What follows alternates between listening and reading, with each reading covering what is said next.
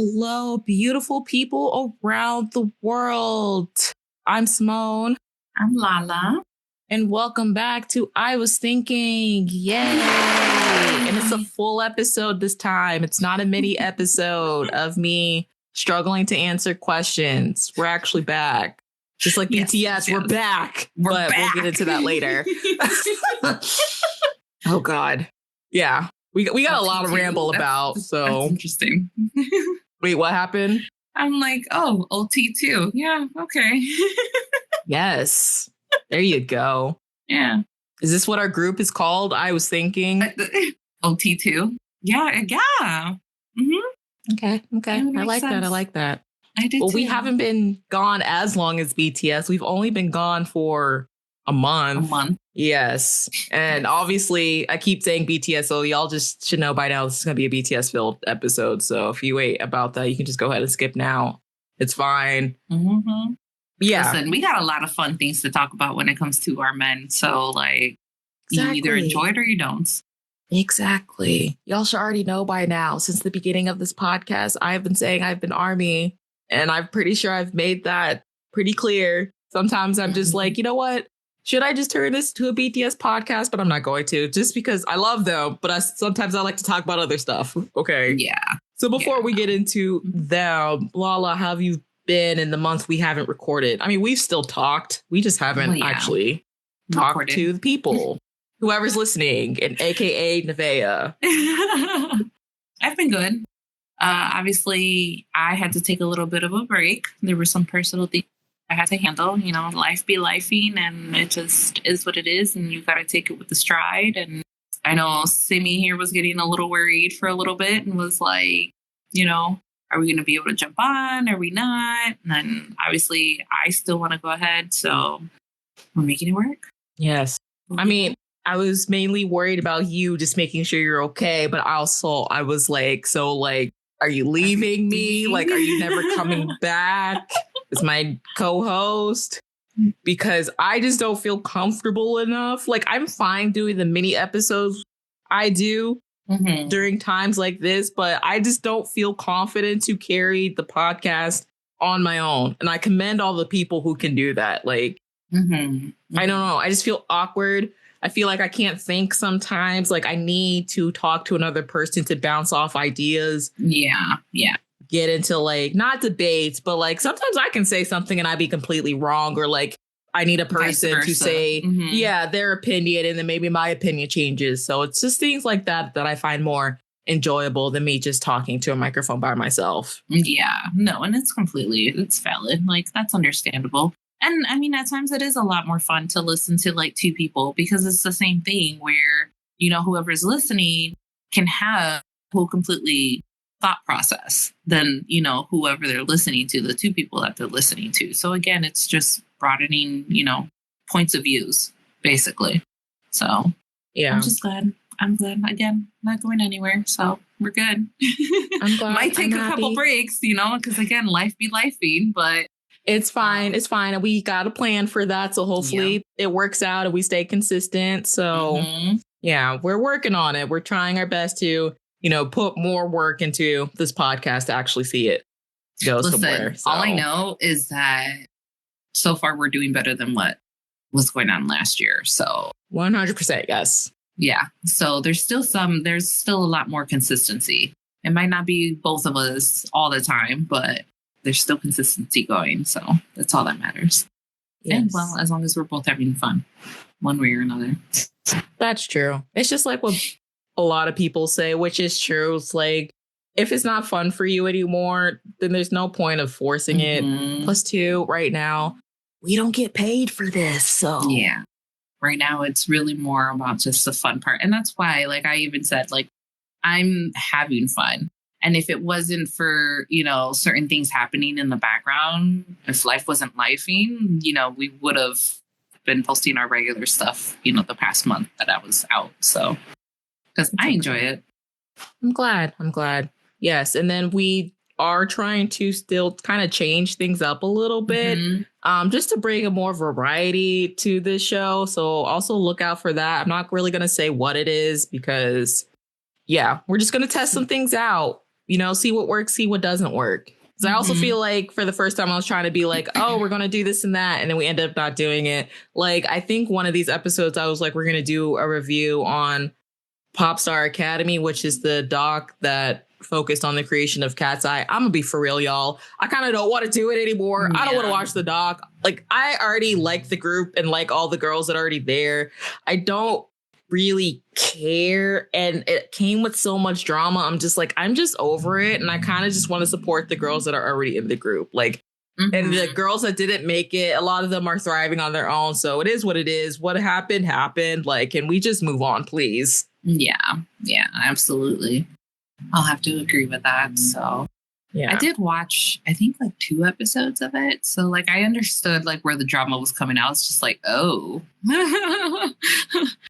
like I wasn't much of like, or I haven't really gotten into Katseye until recently. This new comeback that they're having seems really good. So Gabriela, oh, that's such a good music video and song, isn't it? Like, they really acted their asses off. They really did. I was laughing so much, though, because there were so many references. And I mean, if we ever talk about it, I'll have to go back and like archive some stuff. But there's a lot of references of some of the telenovelas. So like they did their research when they did a whole entire music video. I was like, okay, I see you girls. I see your team, too, because like y'all did research. So I mean, it was nice to see it. Put a pen in it in your mind. Maybe once the full album comes out. It's an idea. Maybe we'll do a review. Okay. Yeah, we can do that. Exactly. Yeah. Trying to add in more like music reviews in here. Just because I was never good at that because I don't listen to that much music. I feel like I've said that before, but since now I got someone who's like really into music, I'm like, okay, I don't have to sit here and try to find words to explain anything besides, oh, that was good. I like the sound. There's some references now that we can use. Exactly. Yeah. And especially you being Latina, you can help me with the explanation of like the or the Spanish language, the telenovelas, like you were just saying. It works out perfectly. So yes, it does. So how are you doing? How have you been doing? I've been okay. I mean, besides doing the mini episodes, I haven't really talked about myself. So like, and I'm only bringing this up, like I said, just to, one, bring more awareness to the condition and just like, for me, just to get more comfortable talking about my condition. So like, as I've been saying, I have this skin condition called hidradenitis suppurativa for those who may be listening for the first time. It is a skin condition to where they don't know what causes it, but like literally anywhere on your body, you get a hair follicle.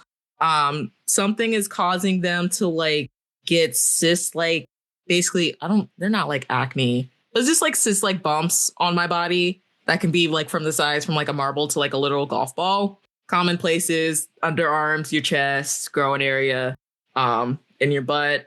I get them in all the common areas. Had a really bad breakout last year, November, and I'm still trying to recover from that. So as of right now, for about a month, I've been on new injections. I'm on Cosentyx now, which I know is a newer one where that they approved for like when it's very severe, like how I have it. And this condition works differently for everyone, like most. Yep.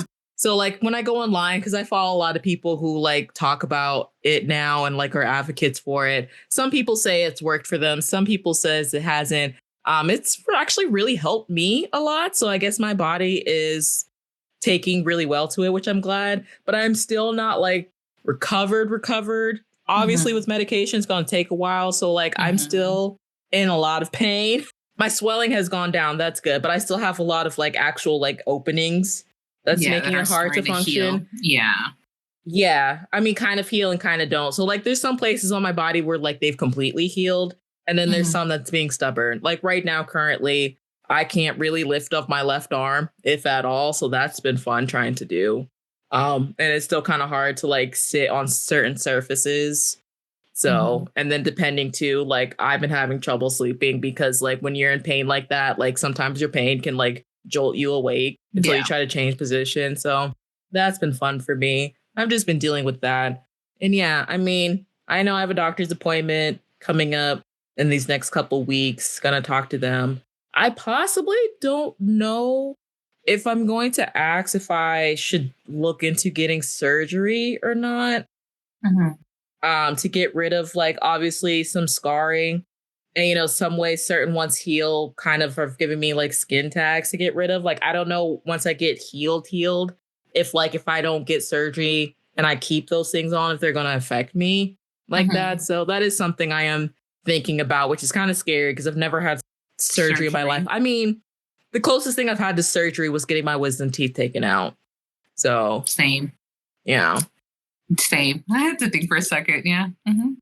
Yeah. And then like when I got those taken out, I got all 4 of them taken out at once. Oh, yeah. No, mine were one at a time. No, because the way they were growing in, so like they were growing in sideways, like all of them, they were growing in at once, and they were impacting like the way I ate. And then like they were worried in case like food got in between the gums and like, you know, infection and all that. So I had to get them all done at the same time. I was a nice little chipmunk for a good week, and I already have a baby face, as people still like to point out to me. The ripe age of 28, it's fine. Anyway, because Lala would still be trying to see, and I knew it. I was gonna be like, and Lala always be calling me cute. And what does she do? She called me cute. I'm not cute. Okay. Oh my goodness! Just take the compliments.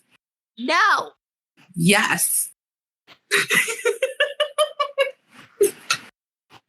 Anyway, so yes, I've been just trying to survive. I am thankful that I have like a work from home job right now to where I don't have to worry too much about like, you know, getting ready with my pain and like going to an office suffering and all that. So that's just how I've been doing. I've still been homebound for the most part, and this trying to take care of my health through medicine. And then I really need to try to find a way to change my diet. It's just really hard for someone who doesn't cook and doesn't like to cook.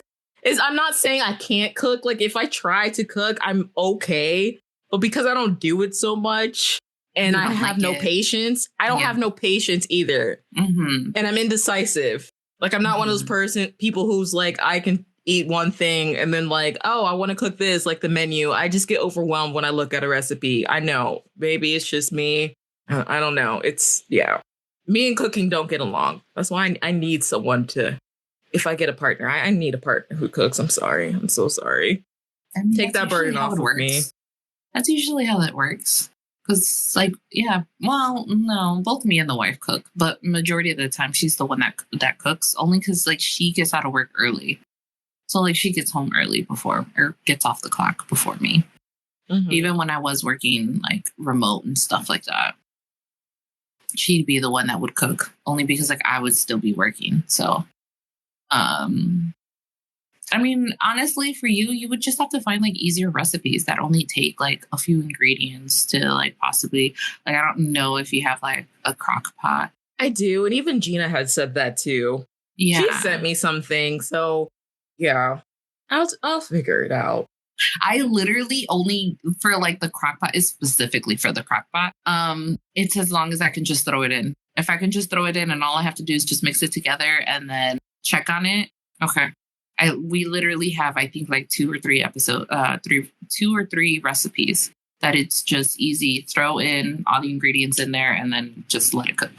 Yeah, it's fine. I'll figure it out. And then I need to somehow deal with this raging sweet tooth that I have too. But it's okay. We'll get there. That's part of adulting. Yay. Anyway, enough about us. Let's get on to our main topic. Yes. Just like how they're branding it and our title, we are back. We're back, baby. At the time of this recording, all 7 of them are officially done with military service. Let's go. They're free to freedom, or whatever Nicki Minaj says. Have you ever seen that one clip? I don't think I have. No, it's so old. I think she's like in this weird like brown plaid. I don't even remember what the full interview is about. But all of a sudden, she just leans in like with the microphone and she just screams to freedom. Don't ask me what they were talking about because I don't remember. I just know that's been a meme for the longest time. But yes, it's basically They're free. They're free. We're all free. Mm-hmm. We're back. I really didn't think in the year of 2022 we would get here so quickly, but we are. Everything just feels like a really bad fever nightmare. Mm-hmm. It's fine. Mm-hmm. It's fine. I am just happy they're civilians again. I mean, I know I'm not the only one. Obviously, they're the ones who went through it, but still. I still can't believe that we're here. I know. Like, I remember when all of this was starting to, like, get listed, and, like, when Jin went to the military, I bawled my eyes out because I was like, oh, my God, here we go. Here's the start of this, like, nightmare. And God only knows, like, how slow time's going to go. No, it went pretty quick because, like, next thing I know, we're 2025 and all 7 are out. Like, holy cow, we're here. I know. That's insane. It just feels so weird. It does. It feels like they've been gone for so long, but at the same time, it felt like they came back so quickly. Like, it's a weird concept of time that doesn't exist.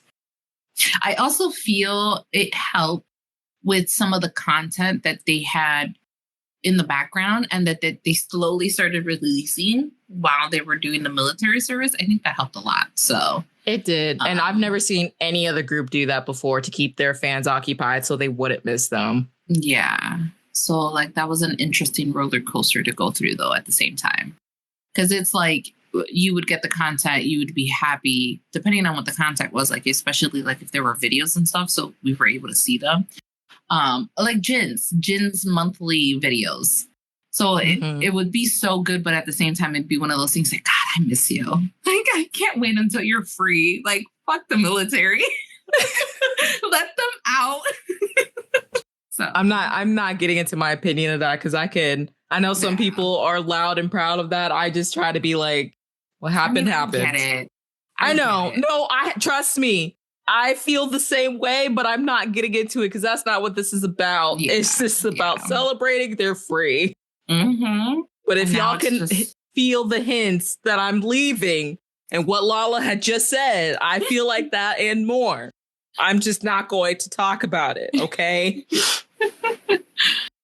It's all good. It's all good. But now it's just hopefully they get some rest. Obviously, there's going to be a lot of like background training that's going to need to happen, obviously, for them to get used to being in front of the camera again and being back on stage. Their vocals, I know probably at some point we will get more into detail, especially with Hobi's final concerts. But yeah, I'm hoping that they take the break that they need just to reacquaint themselves of their day-to-day life, because their day-to-day life was completely different and it was like scheduled and it was, to the T, and it was, like now they could just actually just slow it down and take a breather, get up out of bed if they want to or not. Exactly. And I mean, we have seen, like, at least for Jin and Hobi, jump right back into work. And I know I'm also on the same sentiment of some people are like, we have to remember they were the first ones to go in. So they're gone the longest sort of than the other 5 members. So it's kind of like, I can see why they wanted to jump right back into work. Plus on top of that. Oh, yeah, no, go ahead. No. And on top of that, we also have to think like they went in first. Also, they had the least time to prepare things compared to like the rest of the guys. So, well, except for Mr. Jung Ho-seok, because apparently he had a 3-year plan written down before he left. So. Well, yeah, but he didn't have that time to do that work. You know what I mean? Before going into the military. So that's what I mean. Like compared to like RM and Yoongi, like they did stuff before going into the military that left so much content out here for us. So. And more for like when they were gone, because, Namjoon dropped a second album. So did Jimin. The documentaries. Hobi did too. So yeah, documentaries to really keep us busy.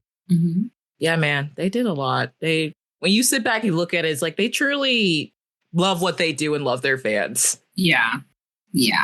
They work down to the bone, to be completely honest. Because like line up everything. Line line up the entire content that we've had throughout these last few years of them being in the military, it's a lot. I don't know if like working. Yeah, and I don't know if like any other group is going to try to follow that and do that, but I personally don't see it. But hey, I mean, 17 in a way is kind of doing it, but it's not as much because obviously, like, not all the members are in the military, and there's so many of them. Yeah. So they don't necessarily have to, but we've been slowly receiving some content in the background, especially like Wanu. Now that he recently went into the military, it looks like we're getting like diary vlogs in a way of him, and they're like slowly releasing them. Okay. So I think usually once a member of a group goes into, like, the boy groups go into the military, for them, they're usually quiet, and then it leaves the rest of the members to do solo activity. Normally, that's how I've seen it before BTS went in, and then like they'll go one by one. So like if he comes out, then another member goes in and things like that. Like I haven't seen a group go all close to the same time, and while they're all gone at once, to release so much content. I know there's been boy groups before to go in all at once so they can come back all at once, but also I'm not in their fandom, so I don't know if they've released like things that they pre-did.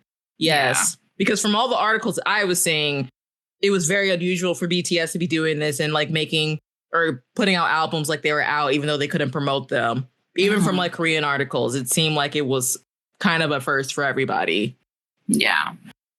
So that's what I meant on that sentiment. Yeah. Like I'm used to them like, oh, a member goes in and then it's time for this member to like, you know, finally start like working on solo projects, whether it's music or like they take another adventure like acting, variety shows, things of that nature. But it'll be interesting to see.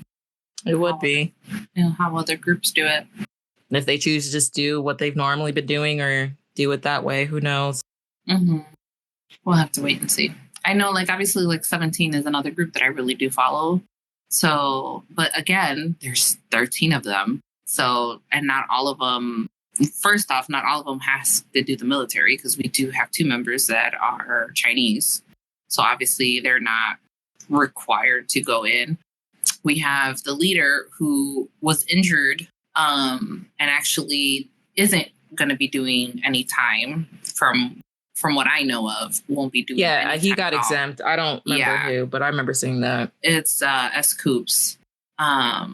He got the exemption. So that's another factor that's interesting. We have 2 other members that are technically American because they were born here.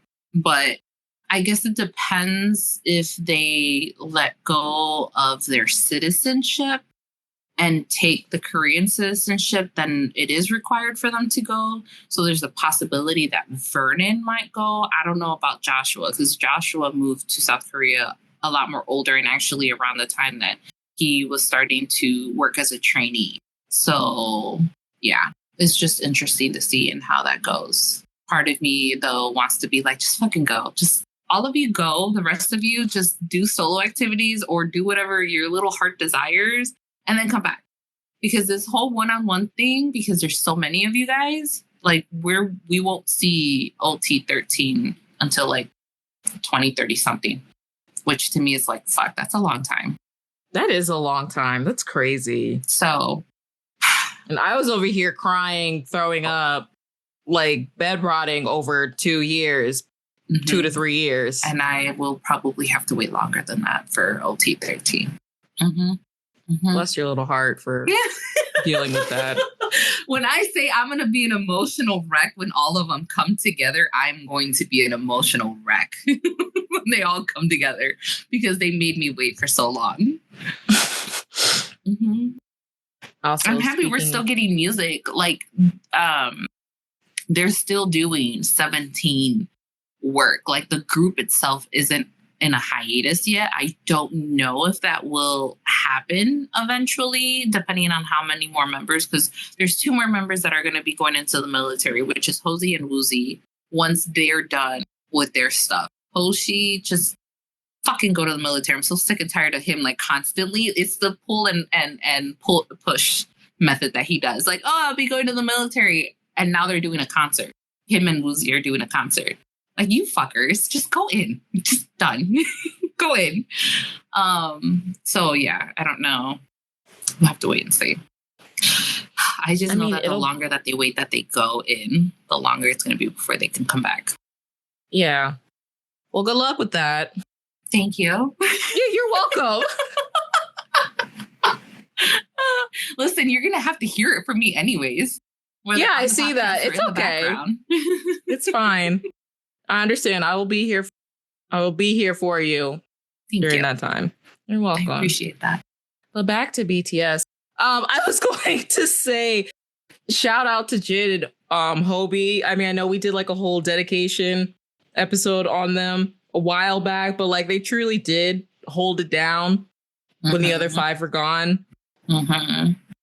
Like from their own solo activities to Hobi doing his own tour to even Festa, the way it kind of became like a two-so Festa. They did a hell of a job. They did. Very proud of them.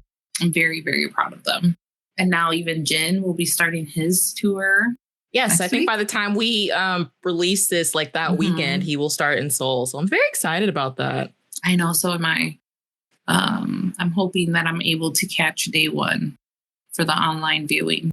So like I messed up the times because like time zones, because I did that last night too. Breaking the fourth wall. I'm exhausted, guys, because I stayed up watching the replay of day 1 because for some reason my brain thought it was going to be shown like Saturday night my time, but it was Friday night my time because it was Saturday there. So for Jin, his is Saturday morning for us.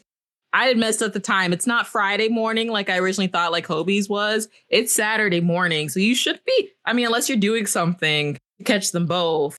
It's so like my time. No, so like on my time, because I had to check because I was talking to Gina about this. I'm like, I feel like I'm wrong. Let me go double check. So for Jin, his is Saturday and Sunday, 7 p.m. Korean Standard Time. So for me on the East Coast, that is 6 a.m. my time Saturday and 6 a.m. my time Sunday. So for you, it'd be 5, I think. 5 o'clock. Okay. Yes. Because I was worried about that too. I was like, I'm probably going to have to miss day 1 if it's Friday because like, I really don't want to do what I did for Hobi last time. Yeah. Getting ready for work. But I was like, oh, well, I messed that up. So I can't watch it because it's going to be Saturday.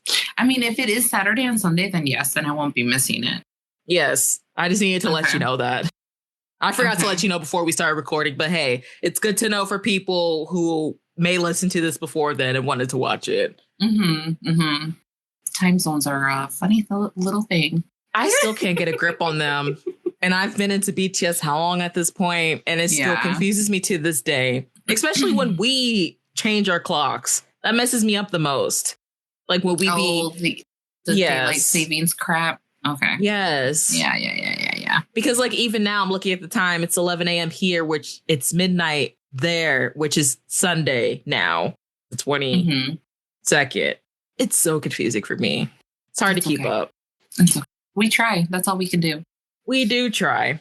That we do. That's all that matters. But yes, shout out to them. And also, they're also going to have to, go back and relearn some things, BTS, because did you watch the radio show and the end when they were closing it out with DNA?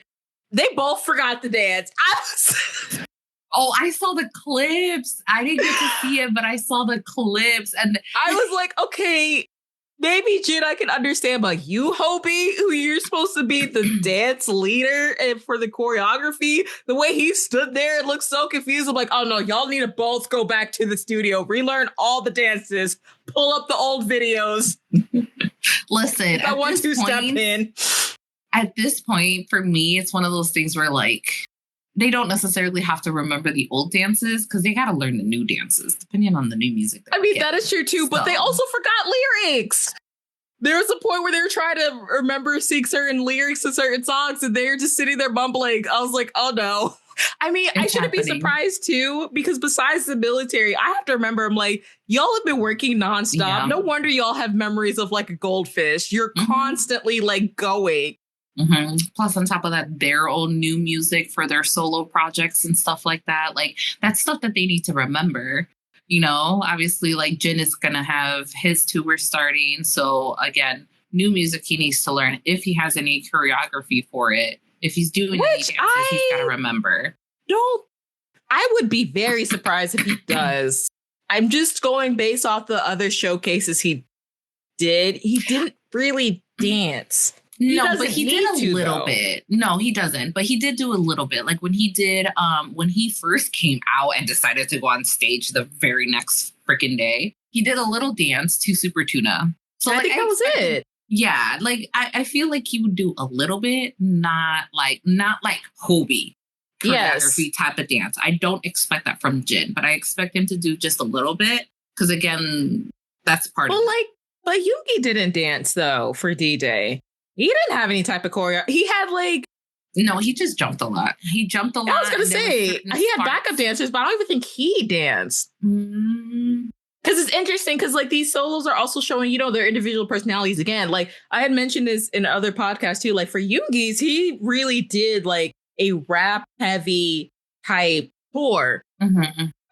Even when he did the BTS songs, if you notice, like he did the cyphers, he did Dang, he did like the rap type songs. Hobi did more of dance songs. And even when he did BTS songs, like he did Bepse, he did Mic Drop, Airplane Part 2, which have heavy choreography. Don't know what we're going to get from Jin, which I'm very excited to see, but I wouldn't be surprised if it's more vocal heavy. You know what I'm saying? So yeah. I still feel like he will do a little bit more dancing than Yoongi did. Like with Yoongi, I'm not surprised. I think with him, it was just making sure he was in certain parts of the stage at certain times, depending on the song. And plus, too, the way like he had a story to his like whole show, too, because like after certain songs, like the stage itself was like rising and all that, like the platforms were rising. Yeah. And then he would go into like the little side scenes. Yeah. You can call them that he would do. So that's true. But I don't know. Something's telling me he's not a Hobi type level where he's going to be dancing, but I feel like he will incorporate some type of choreography with some of his music to some extent. I mean, we'll see, because even like his challenges for his songs, none of them have been danced. I don't even think he did one for Don't Say You Love Me. I know he did one for Running Wild, and it was just them running in place. That was the dance. Yeah, so we'll see. That's going to be interesting to see. Yeah. It'll be interesting to see the type of games that he decides to play with Army. I'm excited to see that. I'm sure he'll find a way to make sure it's like interactive for the whole venue that he's at. So, God, I'm so excited to see him in Tampa. And I'm so excited. You know what? Maybe I do actually need to make a sign. Maybe this is the first time I need to make a sign in my life to be like, come back. Okay. Something. I'll think of something. You should. And when you see me on social media, because my sign got shown, I'm joking. Kind of. I'll think about it. You should. You should make a sign because you're literally right in the front row. You're in the front row in that section. Yes, but like in the back. And what I had noticed from Hobi's tour, when they do show the signs, they don't really show signs of people on the floor. And I think that's just because throughout the show, like you do see the floor more. So they give people like in the 100 and 200 sections more time to like actually being shown, which I actually really appreciate that. So if I make a sign, it would be the day I go with Gina, because we're in the 100 sections, but we're kind of in the lower bowl because we have VIP. So I can still be shown. I'll see. I'll think about it. Either way, it's going to be a fun time. It is. I'll make sure to send you all the pictures. I got a new phone, so hopefully they look better. Okay. I'm team iPhone 16 now. Let's hope this time you don't, get attacked by streamers. I'm sorry. You'll never let that go. No, it's fine. It's fine. Because literally every time that song plays, I will get a text from Gina every time she plays that song. Hey, Simone, it's your song. I'm like, shut up. Listen, I still listen to that clip. Do you really? Yes, I do. I have it saved on my phone. I don't know how I feel about that. It brings you that much joy. It brings me that much joy. Yes. Well, I'm just so happy we don't have like video evidence of that. That's all I'm going to say. As far as like showing me. Oh, yeah. You being wrapped up as a mummy. I wish they would have, because that would have been chef's kiss to like the video that I did for socials. They were too much in the zone. Gina doesn't record during concerts, and I had Nay's phone at the time. I was using Nay's phone, so Unless people behind me, strangers, have it, and then they somehow find this and send it to us somehow. Y'all never gonna see that, and I'm just happy. Maybe I need to go hunting. No, you don't. Media. No, you don't. Oh, you're the one that said it right now. Well, I swear to God, if you actually do this, you might have to end this podcast early, okay? Maybe. No, you're not. Y'all just love to see me in pain, okay? It's enjoyment. Love to see me in despair. Listen, you had fun. I did. Okay. Aside from that. Oh, you had fun. It got so dark. It just felt like a baby just fell on me out of nowhere. I couldn't see anything. The fact that, and you know what? And this is the other part that I enjoy, why I enjoy that clip so much. Your arms did not move. That's what Nate always brings up too. You just stood still and just took it like a boss, and you did not move your arms. Like the view of the stage stayed the same. There was no jumping around. There was no all of a sudden looking at the floor. Nothing. You just kept your arms the way you had them while you were being attacked by the streamers. Listen, if anyone needs to hire a stable videographer, hit your girl up. Yep. Mm-hmm. Even if I'm being attacked by like bees, you will still get the perfect frame of whatever I'm recording. It's just so funny. But yes, it does bring me joy all the time. Mm-hmm. Well, I'm glad it does. I'm glad it brings you 3 joy because you bring it up to me every time. I think we will continue to bring that up until the next. I will not be surprised. Mm-hmm. I'm really hoping Jin don't got extreme streamers. Yeah. But I'm further back. I'm further back, so hopefully it doesn't affect me as much. It was just because I was literally in the middle, in the middle section. I don't know what happened and what happened in the air for them all to just want to clump on me. It's fine. Again, all I have to say is I'm just happy Hobi is a professional and no one on that stage saw it and no one pointed it out. Or so you think. No, because in the video you can tell they're still dancing. No one saw it off from that stage. No one saw it from that stage, Lala. Okay, can you please just help me save myself from that embarrassment? Now, if it was all 7 of them, it'd be a different story. But because it was him, let me think he didn't see it. And he probably forgot about it too, even if he did. So it's fine. Because I feel like in those situations, one thing I have learned about Hobi, he loves to tease anybody, whether it's the members, his sister, fans. He's become very vocal about teasing us. So I feel like if he saw that, he would still be talking about it to this day. So that's why I'm like, he didn't see it. I'm letting you know right now, if that ever happens with OT7 and you get attacked by streamers, one of the members is going to point it out. There is no way. And I'm just going to wish a ginormous hole opened up at my feet so I can sink to the middle of the earth. Okay, so here's the thing, though. I'll give you a breadcrumb of savior. Thank you. When they do release the confetti and the streamers, whatever, it's in the middle of them dancing and performing. So the chances of them stopping to poke fun is not likely. So you're fine. It's fine.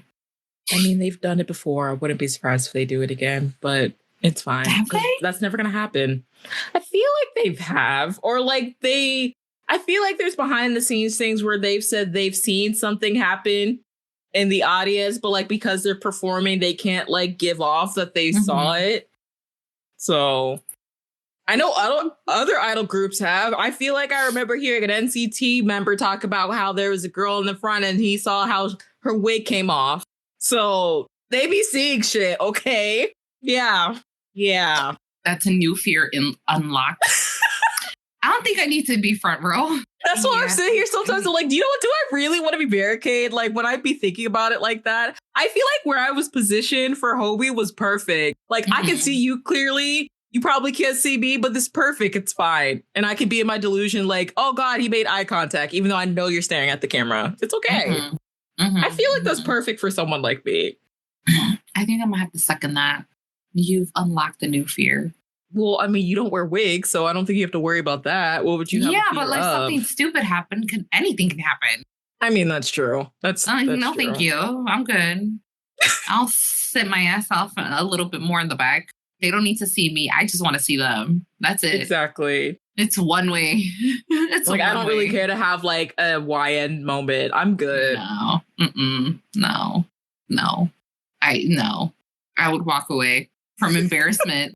I would literally walk away. If I ever had like a YA moment, I'd be like, and peace out. I'm out. Take me out. We're good. Oh, God. Crazy. And speaking of concerts, there has been like rumors of like BTS may make their full group come back in March. I don't know if that's true or not. I just remember seeing that. However, if it is, I'm kind of glad because you know how everyone was like, oh, they're going to release an album like the end of this year and then toward next year. I'm like, it goes back into what we were saying earlier about like giving them some type of break. Yeah. So I feel like that's some type of reasonable time, as well as like I knew when they were going to come back, they were still going to continue, solar endeavors. So I don't think that's ever going to go away like people say or think so, just because it also helps them with like their own individuality. And so they don't get burnt out from the group.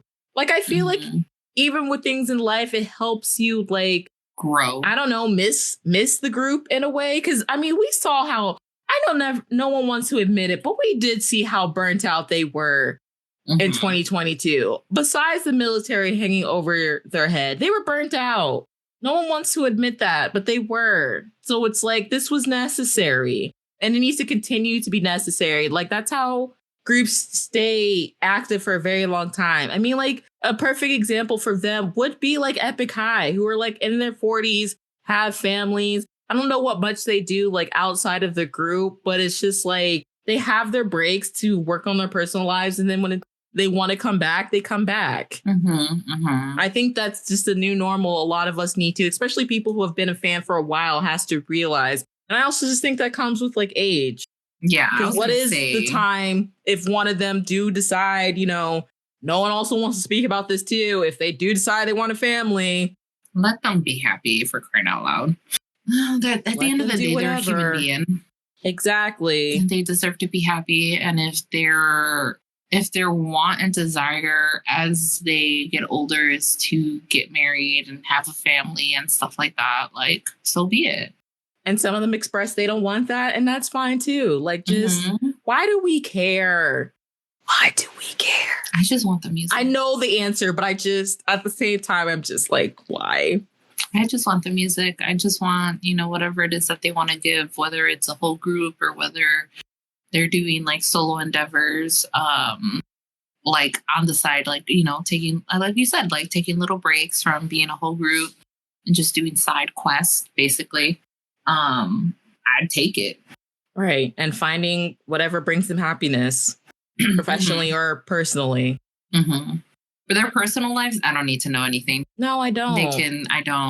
I don't. Like, obviously we were talking about this a little earlier.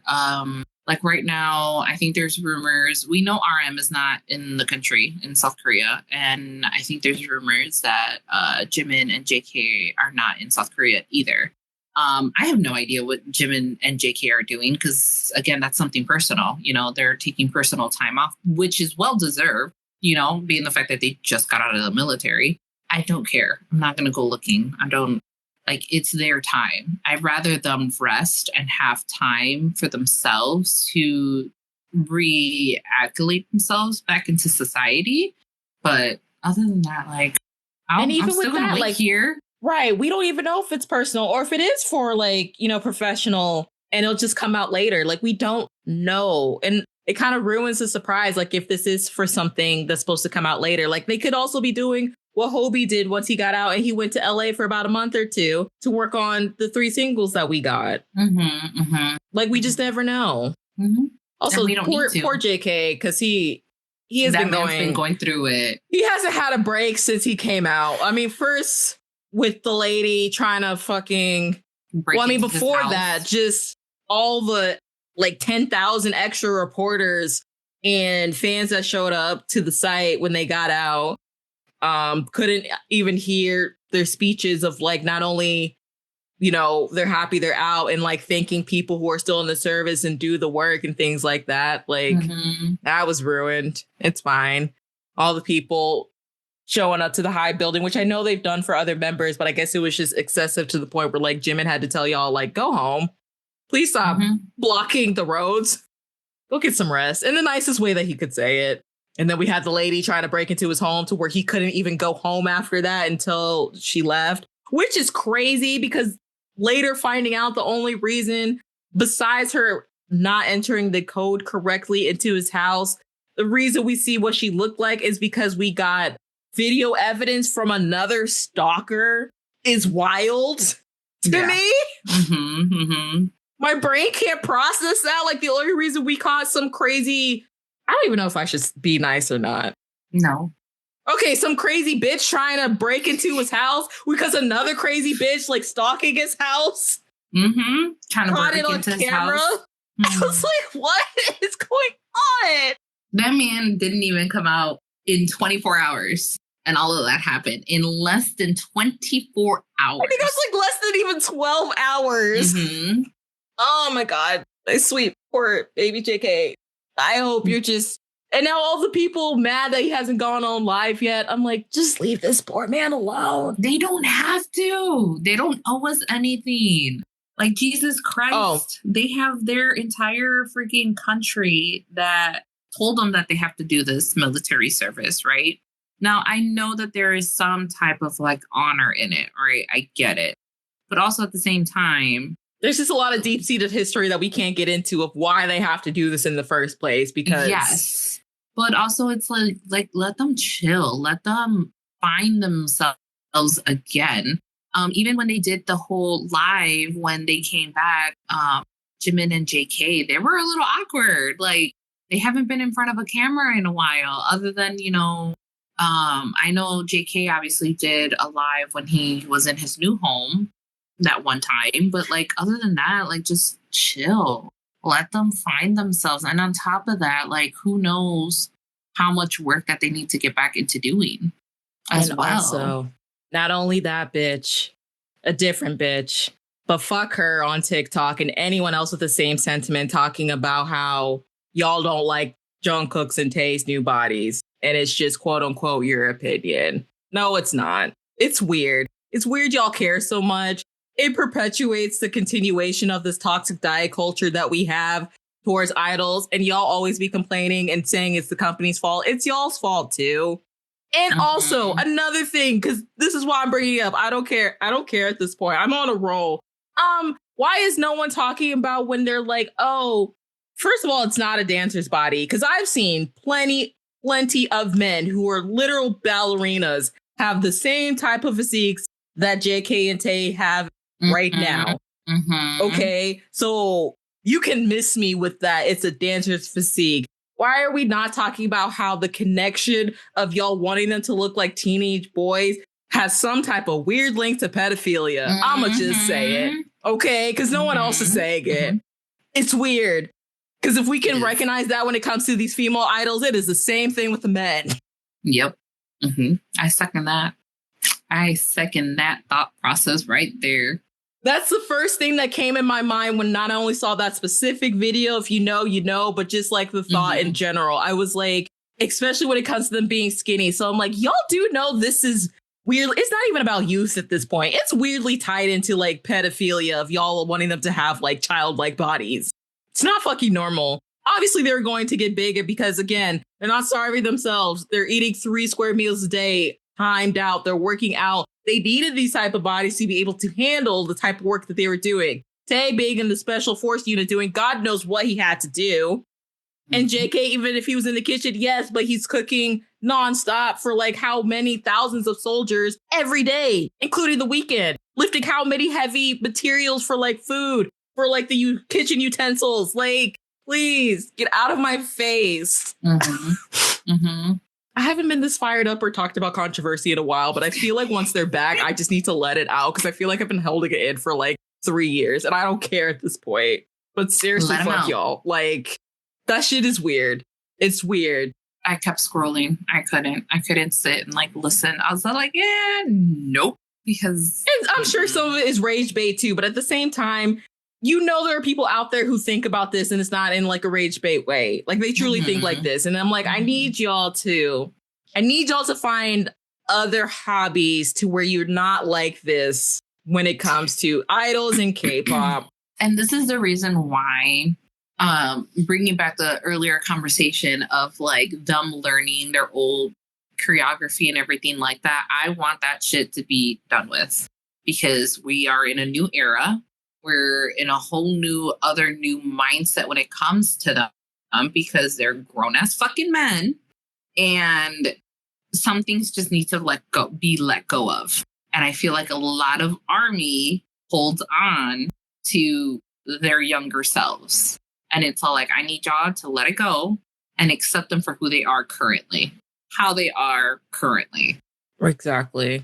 And I can see that too, because like, again, as they get older, as much as we don't want to admit it, so do their bodies. Their choreography has always been hard.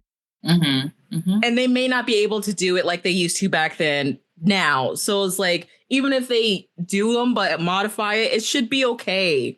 But like, I also explained this sort of in the the last mini episode that I did about like people have a hard time with change, whether they want to admit it or not.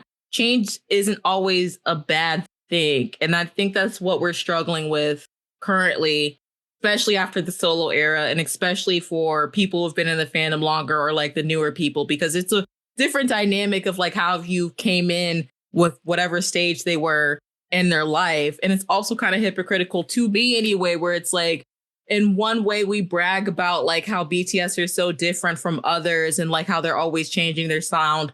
Honestly, I don't even feel like they've really had like a distinct sound to them. Like, yes, the base of it was hip hop, and they have changed that from like early on to when like they started doing like HYYH and the most beautiful moment in life and so on. But to some point, they still always had some type of hip hop base underlined to it. So it's just like, it's never been like one sound. Like, I'm not going to point out certain groups that we say that, but at the same time, it's like, can't accept change in other aspects. I don't know. It's hard for me to try to explain. I thought I had it, but I lost it. It's okay. I hope I'm making sense. No, it does make sense. Because I get it. Oh God. That's why a lot of people are still stuck on those 3 English songs. Like, we get it. They're controversial, whatever. They've put out so much more music besides that. They put out a Korean album even in the same year as Dynamite. Can we bring those 3 songs? Do not define them as a whole group in their whole career. That's another topic for another day. I don't know if I want to touch on, because like I said, for some reason, ever since the pandemic and those 3 songs, it's just been weird, controversial takes. I usually skip them. Yeah. I skip the English. I mean, I enjoy them when I enjoy them, but for the most part, I skip them. I mean, Dynamite's still my girl, because it came out when a time it needed to. And honestly, that's my favorite out of the 3. I'm going to be honest. Yeah. And then I like Butter with the Megan feature, and that was a fun time as well. And then the collab and all that. So I think y'all already know my opinion on Permission to Dance. It's not my favorite. It's not. I don't know if I think I've always skirted around it, but it's just like, I don't like it. And it's okay to say you don't like a song. It is fine. I don't mean I hate them. I don't mean I hate their discography. It is just one song out of the many that I don't care for. Yeah. We're all same. And that's just how it goes. I prefer their full Korean albums, to be completely honest. And even with them now singing more in English, that is okay too. Because they said they do that to try to connect to their global audience. Yes. And recognizing like now they're at a stage where they're popular internationally. So it's like. Yeah. Hobi is killing it though. Yes, he is. As well as killing us at the same time. But it's fine. We're taking it. I think I'm done ranting for now. Do we want to hop over to talking about his last 2 concerts? Yes. Okay. So even though I'm tired from watching the replay, I am thankful for it because I was able to go back and take some notes, because apparently I was just so emotional. There's a lot of shit I missed. I was like, oh, wait, this happened? I was like, oh, I didn't notice that the first time. It's wild when you're watching it just by yourself. Plus, too, like I was messaging like you and Gina when we were watching it together. So it's just like if I was in the middle of typing, I missed some things. Yeah. As well as like sometimes going into the server and talking with other people. So now I know you're both sitting down times and watching it. Yeah. When you're watching it by yourself, you get to capture like a whole bunch of stuff that you didn't get the first time. Yeah. And I know both times for you specifically, like you missed the same like beginning portion of it. It's okay. It's fine. I saw it in concert. It's all good. Yeah. Nothing much really changed. It was just like where you basically came in, like when he started doing like lock unlock forward is when a lot of the actual changes happened. So of course, if you're an ARMY and keep up, the finale was very special because not only was it just the end of Hope on the stage, it was also Festa. And the first day was on June 13th, which is the official debut day and anniversary that BTS has been around. So it marked 12 years of them being a group. And I think because like I don't watch their lives as much as I used to, but I catch clips. So I think on the clip I saw, Hobi was talking about like the members actually asked him if he could do the finale like during Festa. So I thought that was very sweet. And again, it goes back to like it's just little things like this. Just shows like how they love each other and they don't see each other within their own group as competition. Because I mean, like, could have said no, could have been like, oh no, this is my time to shine, like outside the group. Like, no. It shows, but I don't think like, that will ever be the case with them because they truly do love each other like brothers. I know that. Well, you know I know. that. I'm just solo stans don't know that. That's why I'm saying this. Reiterating it. Like it needs to continuously be said. Like they're brothers. They're never gonna go in competition with one another. I think there was an instance where Hobi was supposed to go live after a concert. I can't remember when. He was supposed to go live, decided not to, posted a message on Weaver, said he wasn't going to because something else was dropping for Jin. And he wanted the respect for that. They're constantly being mindful of each other and when each member is dropping something. So if that doesn't fucking tell you how much they respect and love each other, you're fucking stupid and live under a rock. But anyway. I wasn't expecting you to say the last part, but I know. It came out, so it is what it is. I usually tend to temper it down. No, we've both been very spicy this episode. I don't know what's come out of us, but we're both just like, fuck it. Let's just let's go. Just like how they're free, we're free too. Yeah. Okay. Let's go. We're truly saying how we're thinking. So let's go back on to day one. Yes. So obviously, starting it out like, so, and Hobi did post on Weavers that it was raining to like tell fans be careful. And then like, when it started, you can kind of see that like the audience was in like raincoats. So it's obviously been raining. But he comes out, does, his Jack in the Box, Arson, and Stop. And I love this. I think this is my favorite outfit I've seen him in the whole tour, except for the American Stop. I really love the fur coat. I love the red fur coat, but I also really love this red trench coat that he had going on. And it was kind of like cut up in like certain parts too. And then like, the whole red outfit underneath, he had like red sunglasses on and like very red bedazzled gloves. The fashionista that he is. And you could tell like it was raining because obviously you could see it when he started. Yeah. But then like he also, when he was doing certain like dances, like you can tell he wasn't really dancing that hard. I'm assuming because he was trying to be careful because of his, wet and things like that. Also, personally, before we found out later, I was also like, he looks a little sick to me. And I know how they like to hide their sickness. Like, is he doing this not only out of nerves and because it's raining, but because he may not be feeling well? Talk about that a little bit later. That was also my thought when I was seeing him. Like, it's probably nerves, the rain. And I think that man is sick and he's hiding it. But yes, all that. And then spoke to the crowd like normal. I didn't write down what he said, but just like, thanks for being here. It's the finale. I'm trying to go off memory. trying to have fun, things like that. So, of course, then he goes on to more. And then the VCR stuff we've all seen during the tour. Then he goes on to On the Street. I'm like briefing because the tour has been happening for a while. If you guys want to see him, if you haven't already seen him perform these, I don't need to go into detail of each performance. Yeah. And then, of course, we have like, I really appreciated this during out the whole tour.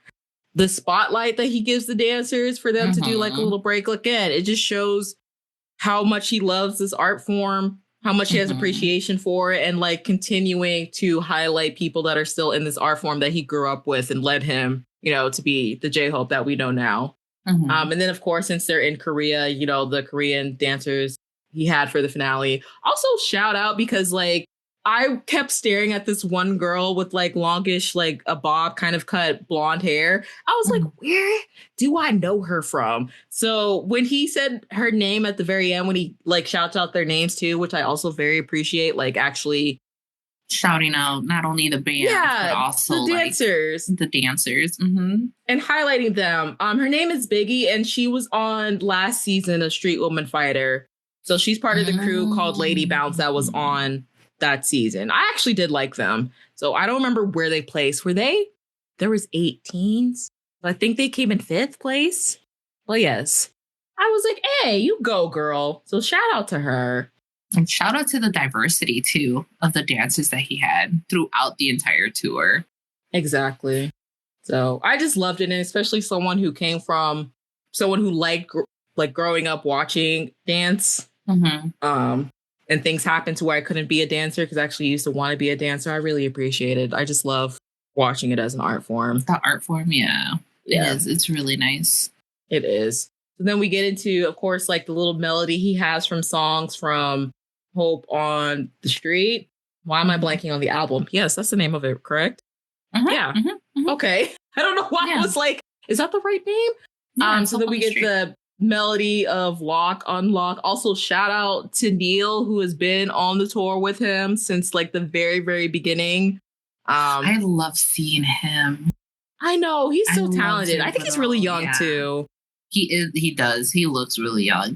But I love that part every time. Yes. I think all those dancers, so like him, the Lockers who do I Wonder, and I think the girl who does I Don't Know, I think all of them have been the same people. The same ones. Yeah. So it's not like the other backup dancers where they were rotating. They've been with him throughout the whole tour, which I really liked and appreciate. And then after that, we go to I Don't Know. I'm going to say it now. I know we're still going to talk about day 2, but like I was kind of sad Yujin from LE SSERAFIM didn't show up. I was kind of like, oh, are they going to like bring her on? I thought that would have been cute, but I understand. She's busy. I think it would have, but yeah, I think because aren't they doing like a comeback or something? Yeah, and I think they're preparing for a tour too. Plus, too, she herself was actually out for a bit on a back injury. So yeah. I wasn't too surprised, but like you, it would have been so nice to see her there. It would have been maybe one day. But I thought that would have been so cute. And she's always been an ARMY even before she became an idol. So I just feel like that would have been full circle. A full circle moment. Hell yeah. Yes. And then we got the biggest surprise ever. We got I Wonder, an extended version, because guess who came out to perform with him? JK!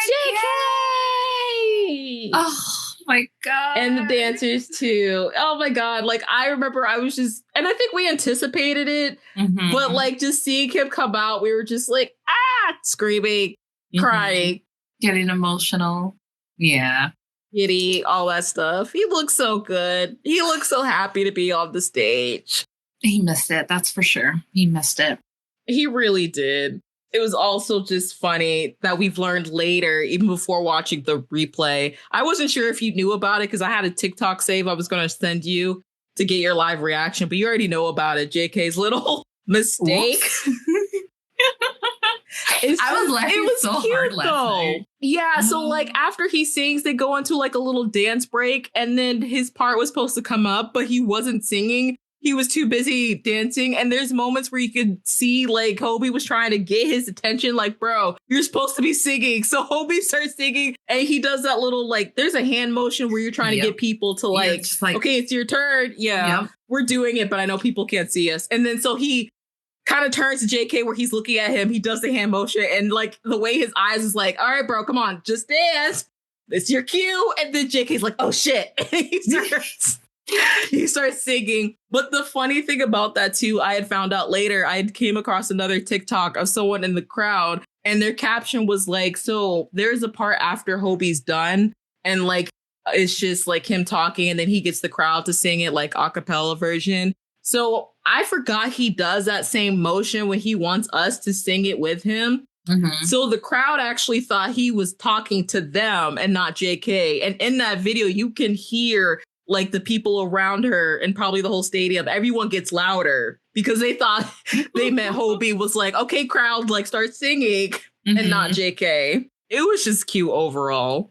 Because I think that's what he would do. Whenever he would perform that song, he would have the crowd basically seeing JK's part. Mm-hmm. So, yeah, I wouldn't be... Oh, JK, don't ever change. Please don't ever change. That was still like the funniest thing. And the second time that we like watched it last night, Hobi's gesture, he did the hand gesture twice. And so he did it at the very beginning. JK looked at him and then just kept dancing, continued to kept dancing. And I can see Hobi being loud. If it wasn't for the fact that they were performing, he would have given him so much shit. It was so funny. It was so funny. I know he would have stopped it and be like, hey, you don't forget, you're supposed to come in at this point. Mm-hmm. I think also, and this is what like I mean about them having the time to, you know, getting back into like being an idol and being a performer is it takes a lot of mind work to being all like, all right, here's my cue. This is what I have to do. We're mid dance, but this is my cue to continue singing. You know, and JK was really focused on the dancers because he was trying not to fuck up on the dance, which is what I noticed before. Because right when they started dancing, you can see him. He's looking at the two dancers in front of him, trying to follow and see the cue of the movement for the dancing. So, like, it takes a lot. Plus, we don't know, like, how quickly he had to learn it. Like, he just got discharged 2 days before. Mm-hmm. So, I don't blame him at all. I shouldn't be shocked that he did want to dance. But I was still, you know, a little surprised. But it's the same thing with like Jin, who just jumped back into it. I feel like he was following in his footsteps. He's like, no, I want to perform like as quickly as I can if I have the opportunity. And that was his opportunity. So, yeah. And I still feel like, so obviously we had Yoongi. And in Yoongi's finale, we had RM, Jimin, and JK come on stage, and JK come on stage, you know? So to me, I feel like this is closing chapter 2, having Jin and JK on stage with Hobi in a way. And then, you know, basically welcoming everyone back. Yeah. And then it was cute where Hobi, you know, after they were done, reintroduced JK. Like, he's like finally finished with his military service and how touched he was able to make it to the show, want to perform. And then, of course, like how we talked about at the beginning, JK has to, you know, warm back up to like the idol life because he was very nervous. He kept saying he didn't know what to say.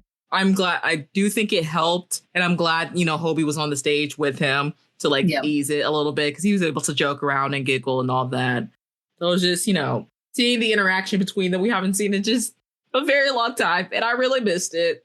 I know. Every time those two are together, they're just giggling. I still feel, obviously, you know, I told you this last night when we were watching it. I feel like, because when you know, before he performed his song, he was saying how, like, you know, I can't take that much long talking and everything. I felt in that moment, the way he was walking and the way he was moving, it just took me back when he did his little concert that he did in South Korea. If it was up to him, that man would have sat on that stage and just talked to ARMY the entire time. And then it would have been the whole, like, what are you saying? What are you saying? Exactly. Like, it's basically just a ginormous fan meet more than a concert. Yes. Like, let's just talk. Let's have girl chat. Mm-hmm. All right. Have the staff bring out some coffee. How's your day going, ARMY? Yep. Are you okay in the rain? I can guarantee you Hobi was in the background. JK, start your song. We're on a time limit, okay? I have other songs to perform. Oh God. Yeah. It's like, wrap it up. Yep, let's go. All right. We're on a tight schedule. That's it. You got 2 more seconds to say what you want to say. Yes, and the more I have been learning about Hobi and just his new like post-military way, like he's very, I feel like he's always even been that before the military, but like especially what he had to do too. But he's very like to the schedule. Yep. Yeah, like when he's on, he's on. And everyone else has to be on that same level. You better be on, or I'm gonna be on your ass. Girl, when I learned from the clip I saw from that manager show, I'm talking about how Hobi is in every group chat that he can be in. Everyone, the managers, A&R, costume. If there's the BTS members themselves, there's a group chat that involves scheduling that he can be in. He's in it. Oh, you know what? I'm not surprised. I shouldn't be surprised. I shouldn't either. But when he said it out loud, I was like, I get it now. I get it. I understand. It makes so much more sense. Because you can tell he's very involved in his work, even down to the merch designs. Like Jin is too. Listen, those two. I always said that Hobi can have his own fashion line down in the future. Okay, he can make clothes. Yeah, he could. But yes, it just when I saw that, I was like, it makes sense. I'm not even gonna question it. It makes sense on his Dom demeanor, as Gina likes to point out. Yep, she's team Dom Hobi, and now Demon Hobi too. He's both. Fucker. Anyways. Okay, where did I leave off? So then yes, Lala kind of mentioned it, but then we also got another surprise. JK didn't immediately disappear. We got a 7 performance featuring J-Hope. And he also did change some, I mean, it's kind of ruined because I think you can look at the notes, but like he did change Lotto's parts. You know the parts that he changed, Lala. Do you want to say them out loud or do you want me to say them out loud? You could say that out loud. Okay. I knew he was changing it, but listen, that second half, I was like half asleep. It's fine. Yes, you could hear it. Because I remember some people were asking like, oh, I noticed he changed the lyrics. What did he change it to? But I heard it more during the second watch. So like Lotto in one part, she says, come here, baby, let me swallow your pride. But Hobi changed it to come here, baby, sweet dreams tonight. So, which makes sense. Yes. Although I think it would have been funny if he just kept it, but that's just me. And it is Pride Month. Okay, let me continue because I know I'm going to piss people off. Anyway, as if I haven't already. It don't matter. It doesn't. So yes, we had that. And then did you want to talk about JK? You could see he is out of practice. That's up to you. Oh, we can. Okay. We can. I was going to bring that up. So obviously during his part when he was singing 7, there was more dancing involved in that, obviously. I noticed even on the first time around that I saw the concert, he was getting out of breath very quickly. More quickly. I could hear it more the second time. Yes.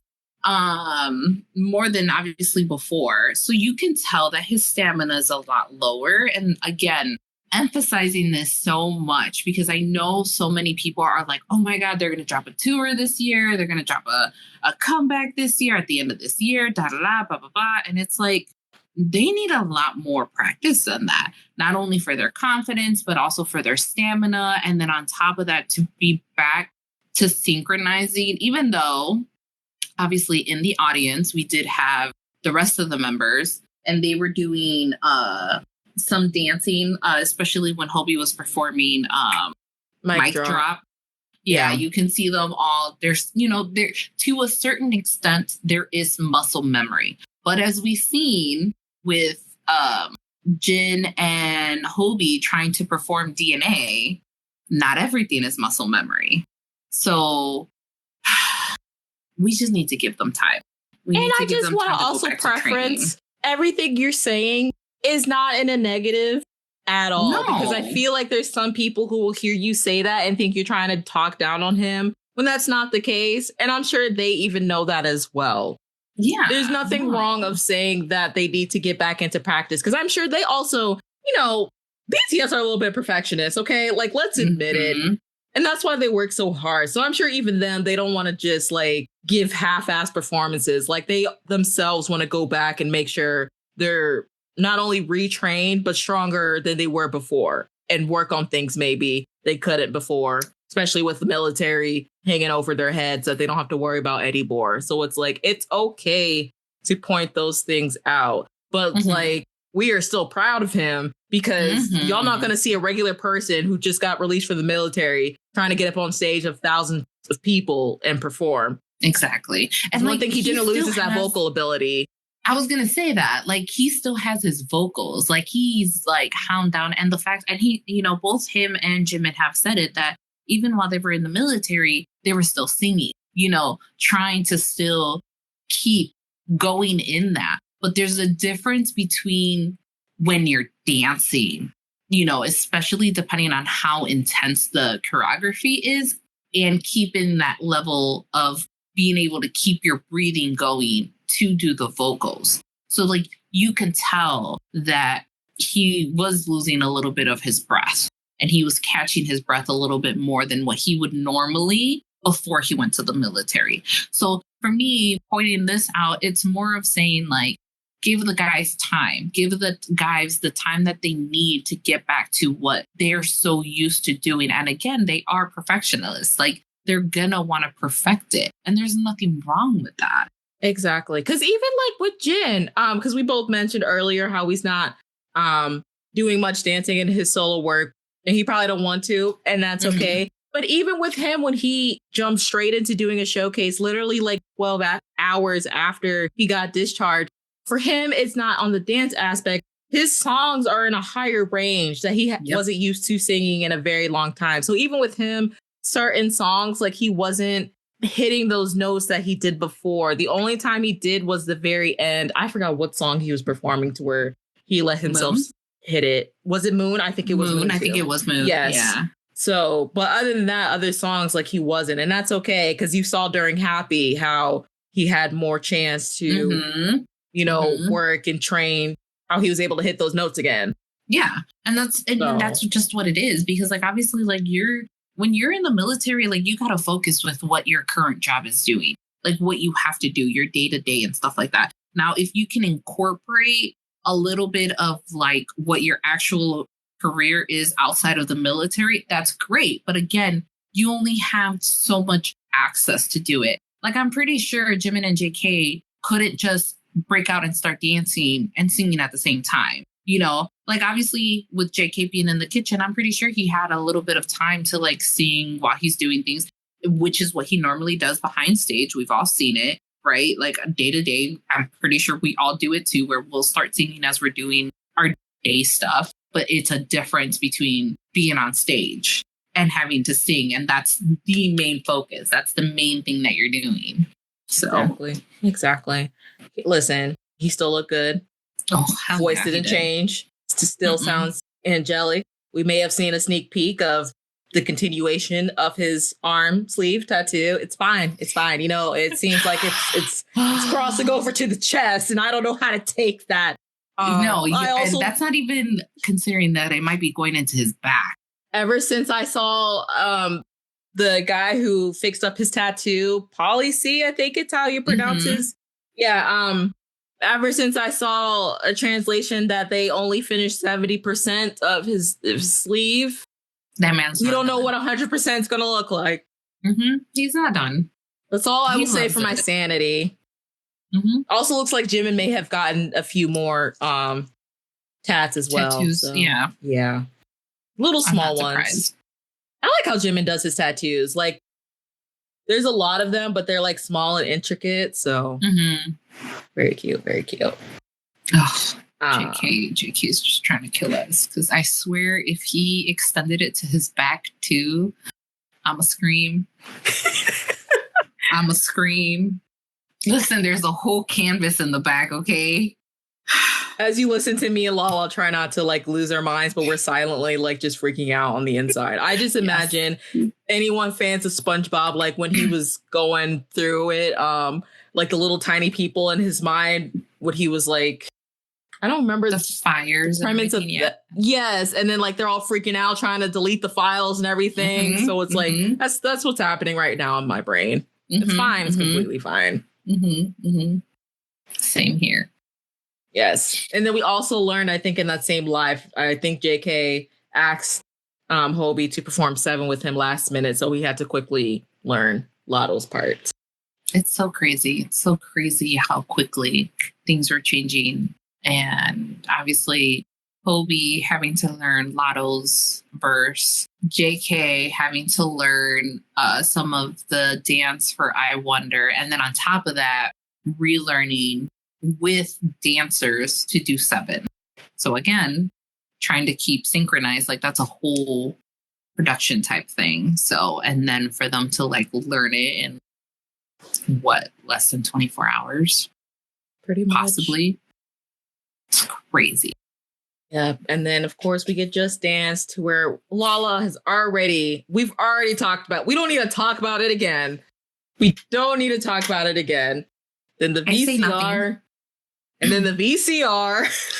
And then we got a new VCR for Killin' a Girl. I think it was the same VCR for promotions before it came out. So like the teaser, where he performed it first time live because the song had dropped that same day in the morning. So yeah, not only did it drop at the same time, he performed it all on the same day. And then he came out in an all-white outfit. Now, I'm confused on the belts because I've been focusing more on his belts for some reason because I'm so used to when he was doing the tour here. He just had the Mona Lisa belt and kept it on. I had noticed in his Instagram post, he had a belt with red lips on it. But then when I was rewatching it, I'm like, okay, I see the lips. When did he change belts? Because it disappeared. I'm so confused on what happened. It was not there the whole time. It was there during Killing a Girl, and then when I noticed he was doing other songs, I think it was during one verse where I noticed, I'm like, the belt buckle is not the lips anymore. What happened to the lips? When did we change? What is going on? Did I imagine the red lips? I know it's on his Instagram. I feel like I was going a little crazy. I kind of sound like I'm going a little crazy. So wait a second. So the red lips weren't there when he performed the verse, Lotto's verse for 7? So remember, he changed outfits. So no, it wasn't, because he was wearing a completely different outfit. He was wearing the street clothes when he performed 7. And then VCR, so he can go change. Okay. He changed it to the white outfit for Killin' a Girl. And, you know, from Killin' a Girl, what Gina likes to call the marathon, all the way up to like literally Hope World, he has the same outfit on. When he came out for Killin' a Girl, because I noticed on the Instagram picture, the buckle were lips, I had saw it. And then there came to a point where I was rewatching it and I was like, wait a minute, that buckle is different. When did you have time to like remove that or change belts? I'm confused. The lips basically disappeared at some point during the performance. So here's the thing with belt buckles, depending on how you have them set up, you could easily just take the cover. So I wouldn't be surprised if like he was dancing or if there was a point in time where there was a little bit of a pause and the dancers were dancing and he quickly changed it. So there is a possibility. Did it really quickly. Yeah. Depending on how it's set up, it doesn't really take that long.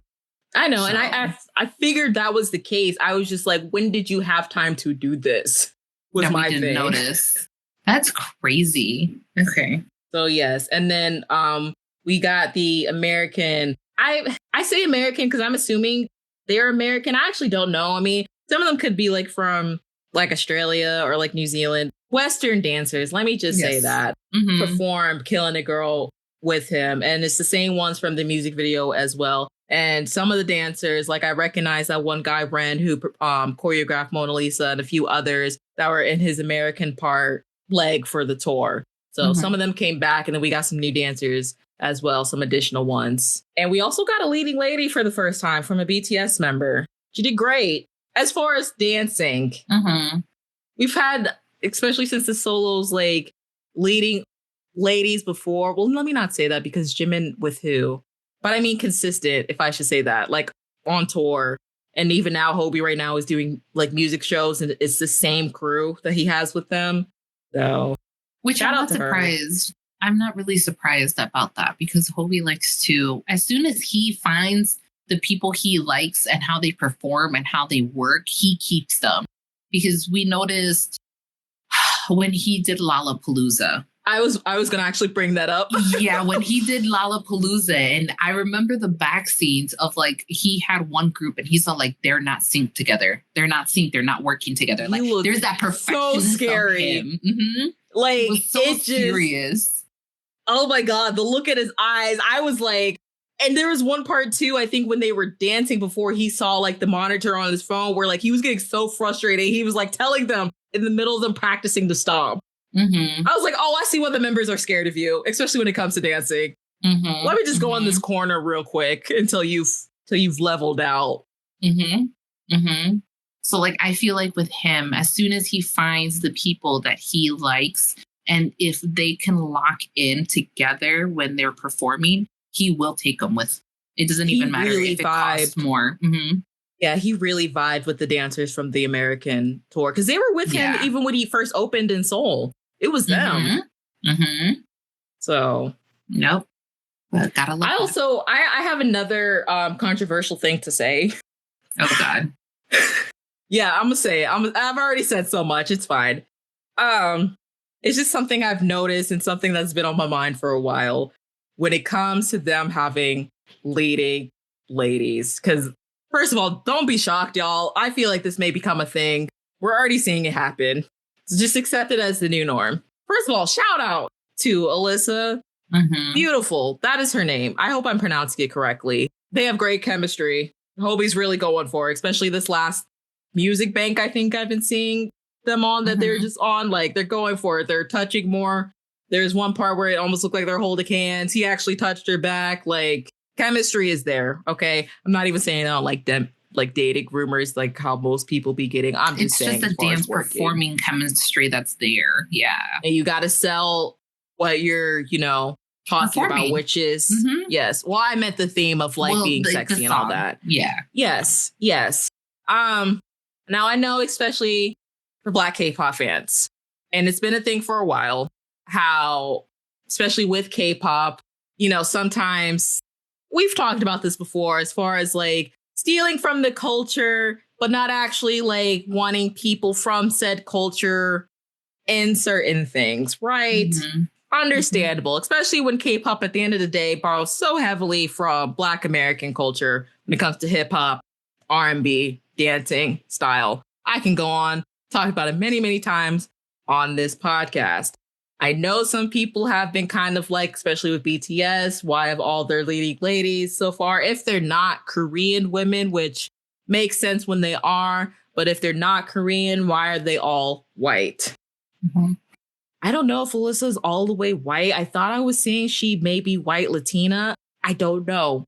I don't know her like that. I don't like follow her on social media, anything like that. I've just been introduced to her currently with Hobi, and apparently she also danced back up for Jenny on Mantra with some other dancers like I grew up watching. Now I did come across a video of Alyssa because besides dancing, she's really into nail art. So like she was talking about nails that she had on, which are gorgeous, by the way, and she was taking them off and she didn't have time to like create new nails before her next like assignment that she was doing. Then of course I looked into the comments.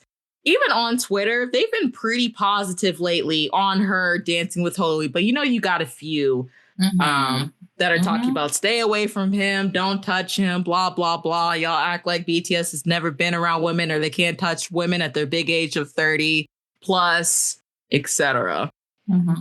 I understand the sentiment of not seeing us being represented when it comes to the backup dancers. I do, because honestly, if I'm being honest, as far as especially darker skinned people, I think that's the thing. I think it's mostly like darker skinned people. Like there's really only one guy that is like the same complexion as me. That's been his backup dancer. I have seen some Black women now as his backup dancer. I think he has two, but they're still lighter complexion. So would I like to see more actual women who are like on a more darker complexion as backup dancers, especially if they're like hip hop focused? Absolutely. When it comes to the lead, though, I'm pointing out, how I pointed out the comments of like, leave them alone, things like that on Alyssa's video. Imagine if that was a Black woman. Can you imagine the comments that what she would be getting if she did something like that as far as the leading dancer? And I just don't want that for their mental. I know they're professionals. I know they're doing their job. But I also know how K-pop and yes, Army too can be when it comes to racism, even though y'all don't want to point it out, but it is there. And to say it's not, that's you just being willfully ignorant. Because we've had this since they've been collabing with professional Black women, like rappers. It's happened. Megan's a little bit different because most of the fandom like Megan, but I have seen it with Megan. I saw it with Nicki early on. I saw it with Lotto, even though she's very, very light. Didn't really see it with Glorilla, but most people aren't really talking about Glorilla. I don't know if people really liked her verse or not. I thought it was okay. I've heard her do, better. So I'm not going to be it because, at the end of the day, I like Glorilla and her music, but I don't know if this is one of those things where it's like, yeah, I had an opportunity and BTS are big, so let me just do this. But even from her side, besides the day the song dropped, I haven't heard her really talk about the song like I've seen people like Megan do, even past like the release and stuff like that. So that's one thing. Maybe it was more of a business thing for her, and that is completely fine. Fine, yeah. It's okay. But me, I'm just like, I'd rather just save the headache. I understand wanting to see representation, but just knowing how this fandom can be, I'd rather just save any type of Black girl like that the headache. I'm more worried about like them in that sentiment than just like needing to see me represented in that way. But that also goes into a lot of things we kind of have to unpack as well that I'm not getting into, of like why we want to see it so badly, aside from them borrowing from the culture. Know what I mean? The other thing, too, that we have to also consider is that the guys might be well aware of that. And that's probably why they haven't chosen a lead lady in that aspect. I feel, especially when it comes to BTS, they are very meticulous on who they work with, how they work with them, because they know the impact of having ARMY. Like, I don't think they're blinded into saying, oh, all ARMY is good. They know they have toxic fucking fans. They know that some of their fans are solo stans. You know what I mean? Like, they know. So I'm pretty sure to a certain extent, they're mindful of who they have as a lead, not because they don't necessarily want to have someone with like your darker complexion, but them thinking, what would be the outlast? Like, what would come of it? How are the fans going to react to this? Like, how are they going to react to this other person? There's a difference between I'm an idol. This is what I do for my work. I know I'm going to get criticism. They're not always going to like what I want. How is a person that's just dancing? That's their career. So they're not fully, how can I put this? Or even just someone who's not a dancer, but like, again, a leading lady, like in a music video or something. Exactly. Because like with Jin, like he had that actress woman who's already had like established career and popularity. So that wasn't an issue. Again, one with JK47. Yeah. Exactly. That's what I mean. Like, she's used to having like people critique her and everything like that because she's an actress. So she already has a woman, that. Sadly, but we're not gonna talk about that. But yeah, exactly. There's a difference between someone like backup dancers. Yes, they're used to being recognized sometimes and being watched and stuff, but they're not front and center where all of a sudden, oh shit, like I'm dancing with one of the biggest like K-pop groups ever, and now I'm getting bashed because I'm just doing my job. You know what I mean? Like, there's a difference. And I feel like some of them, like the guys have that at least I would hope that they would have that as a consideration. I don't know. I would hope so too, but I also just wouldn't be surprised if this, like, I don't want to say company standpoint, but also, again, just the way the world is going and just like how we're going 1,000 times backwards, especially when it comes to race. And it's just like also knowing the colorism problems in just like Asia as well. I'm not even talking about like international stands of like how having a Black woman lead of a darker complexion like that would be for international people. I'm also thinking of that in the Asian aspect as well. And especially the way idol culture is, you already freak out when they're near a woman who is like in the same industry with them, Korean And then sometimes it gets weird when it's international. Passes when they're white or like white passing or lighter complexion. But the darker it gets, I've been around. I've been around in life enough to know what would happen. There'd be plenty of us that are happy and excited, but I know 70% y'all would find some slick comments to like be racist without trying to sound racist. And it is what, I don't want to say it is what it is, but I know it. So I'd rather just save the headache from all that. Again, do I want to see more dark skin backup dancers? Yes, of course. And I know Yoongi had a lot of them, surprisingly, when he was here in the States for D-Day. I like seeing that, even though they're all guys. There's no like women in his like dance crew. But dance crew, yeah. If they have any women, I would love to see that. Leading person, I'll support them.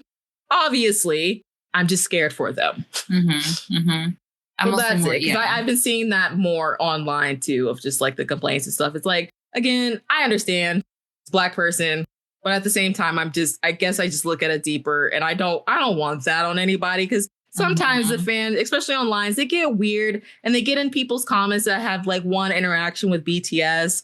And then like for some reason they'll be turned vicious if like that person doesn't talk about BTS all the time. And just because they work with them once, like they don't have other occupation, jobs, and a life outside of BTS. It's very weird. Yeah, I don't wish that type of attention upon anyone if that's not something that they're not used to already. Exactly. Like that's, and I'm hoping that the guys are very mindful on that as well. But like you said, there's so much into it.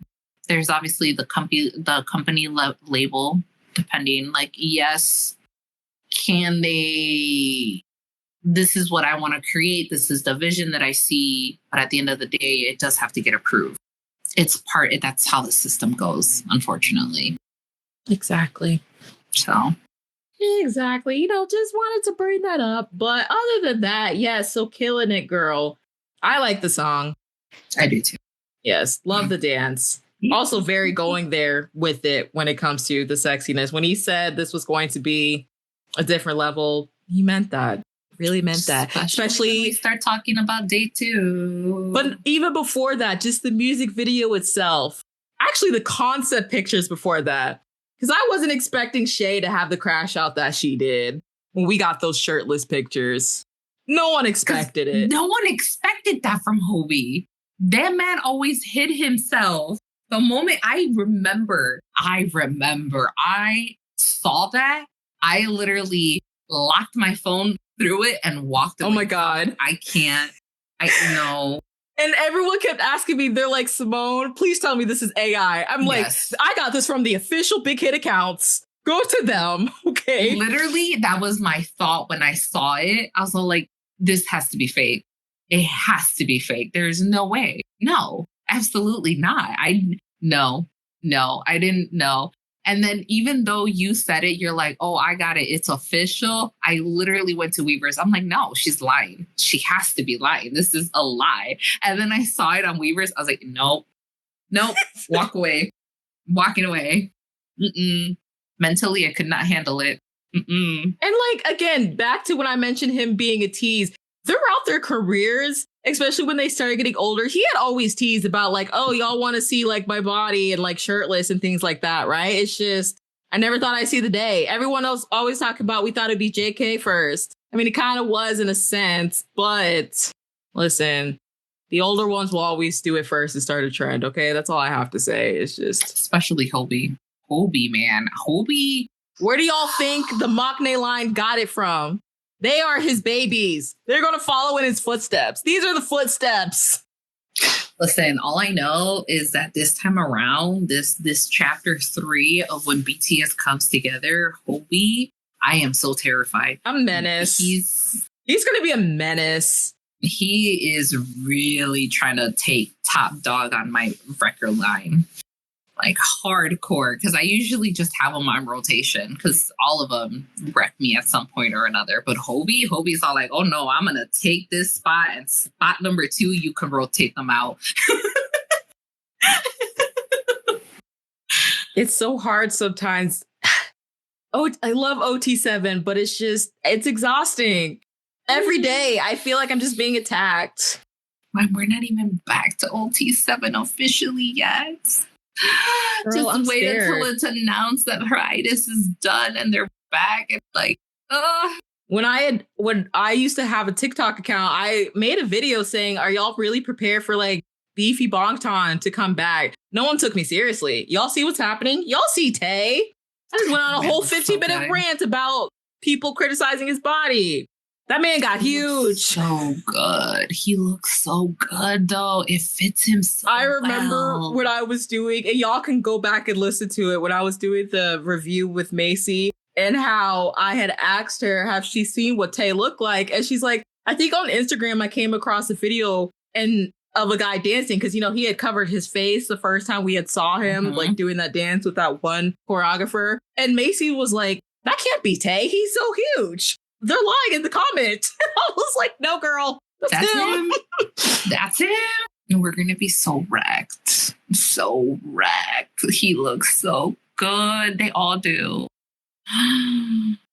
Oh, he grew into his body. That's all I know. Mm-hmm. Mm-hmm. That's what it looks like when you're healthy, people. Mm-hmm. Okay. Yep. Leave it at that. But yes, we'll talk more about Killin' It Girl for day 2. But yeah, music video, dance great. I'm not gonna lie though. Personally, out of the 3, as far as the ones I listen to the most sonically, I still like Mona Lisa better. There's just something about it. It's still like sexy, but it's like in a sweet way as well too. And I also like the point dance, because I feel like it's one of those point dance, even if you're not a dancer, everyone can do. Mm-hmm. So, I mean, he's going hard right now with the Killin' It Girl promotions. Like, he's back on music shows, which I don't remember the last time BTS has stepped foot on a music show. Honestly, I think it was 2019, like an Inky Gaia or like a music bank like that. Maybe 2020. Didn't JK go on music shows? Well, I meant for like, did he do it for 7? I think he did it for 7. I mean, that's still 2 years, though. That's still a long time. Oh, yeah, that's still a long time. But yeah, I think for solo activities, I think JK and V did music shows. None of the Hyungwon did, though. No, they didn't. No. Yes. Like, Hobi didn't do music shows for Jack in the Box. So, and obviously he was in the military for Hope on the Street. Mm-hmm. Yeah, but the last 2 that I think did it were JK and V. Didn't Jimin too? I think the Magnet for like crazy. Yeah. But obviously, again, military, so he couldn't do it for Who. No, he couldn't do it for Who, but for Like Crazy, I think he did do it. So before they left for military, I think the Magnet line did do it. Yes. But again, still, like, that's still a long time. Yeah, because I think even Jin hasn't done it either yet. He's already been releasing music, so yeah. Which, I mean, Hobi said it was to see the fans, so he's obviously just doing this for the fans. Bringing them back home. Yep. Oh, I haven't done my thank you, Lala. When y'all go on that reunion tour, just remember, if you can add Come Back Home to the set list, that'd be great. Yeah. Preferably the opening song. But any Hybe intern that has to go in and secretly listen to fans' request, this is my request. I don't care about anything else. All I really care about at this moment that I'm like begging for is to have Come Back Home on the set list. Pay So Taeji whatever you need to pay him to get that licensing so they can perform it at the concert. Please just let them perform Come Back Home on that reunion tour, preferably the opening. Please and thank you. Okay, so let's go back to Hope on the concert. Hope on the stage. Yep. Now we're on Mona Lisa. Yes, which starts again, as Gina likes to say, the marathon, because he did take a break after Mona Lisa. And even with that, I was like, damn, the second time I watched this, Hobi, you can tell he's getting tired. He was breathing hard into that mic. But you know what else? It showed you that microphone is on. Yep. Okay. But yes, Mona Lisa, one of my faves. And I just love watching him perform that too. It is one of my favorites out of the 3. I will say that. And Killin' It Girl is second. And then Sweet Dream. I don't know what order I would put them in. That's too hard because I love them all. To be completely honest, I love them all. It's fine. It's just my order. But yes. So then we do Sweet Dreams. And then he goes into a little Met explaining, about releasing the 3 singles and how he wanted to show a different side of him, especially more sexy side and like romantic side of him. Lala, why'd you roll your eye? Oh, yeah, you sure did, Hobi. You sure fucking did. Oh my God. So then we get into one verse. I'm so happy he brought that back too. I thought that was going to stay in like the SoundCloud, like not dungeon, but like you have to know in order to know about that song. Yeah. So like it'd also be a perfect time to like release it on streaming. I'm just saying, because it's still not available. That's another request. Can we put that in as a request? Please release one verse. Yes. And then also Spotify. One of my favorite songs, like Hobi of all time, Baseline. I love that song. And then Hang Song, which he mentioned it towards the end too, but then I had saw a clip on Twitter because, clips floating around of like the members listening to the music and like how they were reacting to certain songs and dancing. At the very beginning, when he starts his verse, he's actually facing where the members are sitting and like singing to them. It's about like being with my bros, my dogs and all that. Mm-hmm. Yeah. So he was singing for some members where they were sitting, which I thought was, again, people, how many times do they have to show you that they all love each other? Mm-hmm. I don't know. That is my favorite song. It is. And then we get into Airplane. And you could actually start seeing the rain pick up more, which I didn't realize until my second watch. Like it started raining. Mm-hmm. Mm-hmm. And then we get into our little BTS melody of Airplane Part 2. And then everyone's favorite mic drop where we all get super hype and do the fan chant. And then we all die from his hip thrust with Bepse. Yeah. Mm-hmm. And then we get a little, I think the first verse of Disease. And then outro Ego. And then my favorite song. And top 3 of all time of Hobi songs, Daydreams. And I was so surprised he did the little sassy clap because I talked about it when Gina and Nay were on here, how like there was a point towards the end where like his voice kind of got sassy when he was telling everyone to clap. And I didn't think he did that at any other stops, but he did it here. And I was very happy. Mm-hmm. Also slapping his own ass, which that to me was so funny. He did it on both days, and I was laughing when we saw it the first time around when it like the live streaming. I was like, "Oh, Hobi, don't ever change. Please don't ever change. Mature and grow, sure, by all means, but your goofiness, please just keep letting it out." I've said this time and time again. Like, I don't understand why we've gotten to a point in society where just because you're a certain age don't mean you can't be silly and goofy. But we don't got time for that. This episode's already going to be so long, but it's fine. We haven't recorded in a while. So enjoy. Yes. And now we're getting into my favorite. I fucking love chicken noodle soup. I am still a little sad that Becky G wasn't able to be at the LA stop. I know. We really thought she was going to be there day 2. Great. Because let me tell you, when I saw her at Lollapalooza, she did a hell of a show. She did a hell of a show with Hobi. It was so great. I was really hoping she would show up at LA. I am surprised Miguel came both days, though. I'm not too much. Like, if you follow Miguel, I'm not surprised. I'm surprised that Hobi let him come in both times. But I'm pretty sure Miguel's the one that asked and suggested like, oh, I can come for both days. Yeah. Because the chances of them recording or not recording, but them performing again is very slim, unlikely now. Yeah. Especially now that, the whole team is back and, we're going to be going into Ulti7 again, unless Miguel does a collab with them as Ulti7. That'd be great. That'd be cool. His vocals with JK, I can see that working very well. Ooh, that's so nice. That would be nice. So yeah, with Miguel, I'm not too surprised because he likes to show up with the people that he collabs with. So, that's nice of him to do, though. Mm-hmm. Mm-hmm. He's a sweet guy. Like when you obviously we only get to know these people as much as is shown to us, right? But of course, from what I've seen and from what I've seen other people talk about Miguel, he's a very sweet guy. Very, very sweet guy. So I was very happy about this. When we found out about Sweet Dreams and I found out it was featuring Miguel, I fucking lost it. And then I was showing, I think it was Zule in Discord, because Zule didn't know anything about Miguel, and I started sending her songs. I was like, here you go. This is what you need to know about this man. Like, I know where this song is going.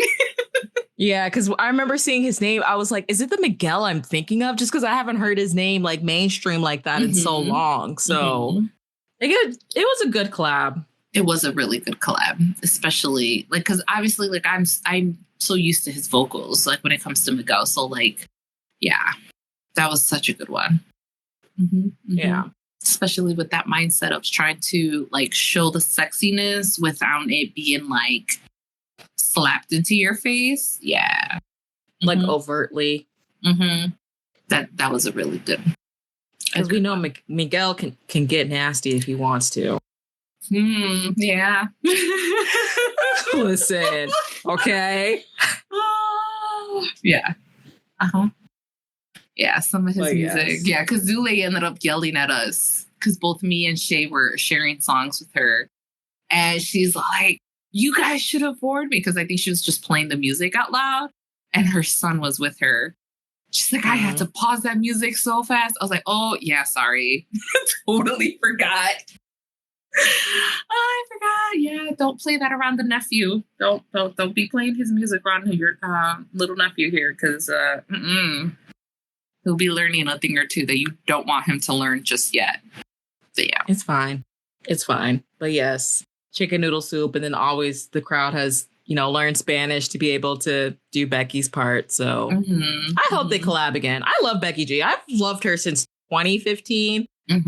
Now I got it. The whole drama of like her and then like Austin Mahone when I was a fan. We don't have to talk about that. And then like Camilla from Fifth Harmony. It was a time. I should have known I was going to get into K-pop from just pop drama like that. Right. I'm always rooting for you, girl. I'm rooting for you, Becky. Okay. I have been since 2015 when I saw you on tour open for Austin. I'm hoping for the day that she starts doing arenas for her tours. Because she did go on tour, was it this year? Last year? Last year. Yeah, last year. She was really doing some small venues, which kind of shocked me a little bit. I was just like, girl, you got the music. But, like, I get it. Yeah. I know she's another one that they tend to, like, not necessarily overlook. But when you're doing things the right way and you're a decent human being, you basically don't get the viewship compared to like other people in the industry, at least here. But she's also very smart to switch her career too, from when she was doing, like English songs to like switch to the Latin market. So yeah, I've been following her for a very long time, and I will continue to follow her for a very long time. Again, she does a lot. She does a lot for her community too. So again, it's always the people that are doing great work and are trying to actually make a difference or to speak for those minorities that can't speak. Yeah. So give some love to Becky G. Yes. And then after chicken noodle soup, we get into Hobi's, end when he talks the most before doing the final song. Didn't write everything down. Try to do my best to get a gist, but just again, thanking everyone for coming out, even though it was raining. Talk about Killing It Girl. If they're going to go listen to it after the show, if they liked it, if they liked the performance. Can't believe the tour is coming to an end. You can tell he was getting emotional, but was trying to hold it in. I could see it in those eyes. You're not hiding anything from me, sir.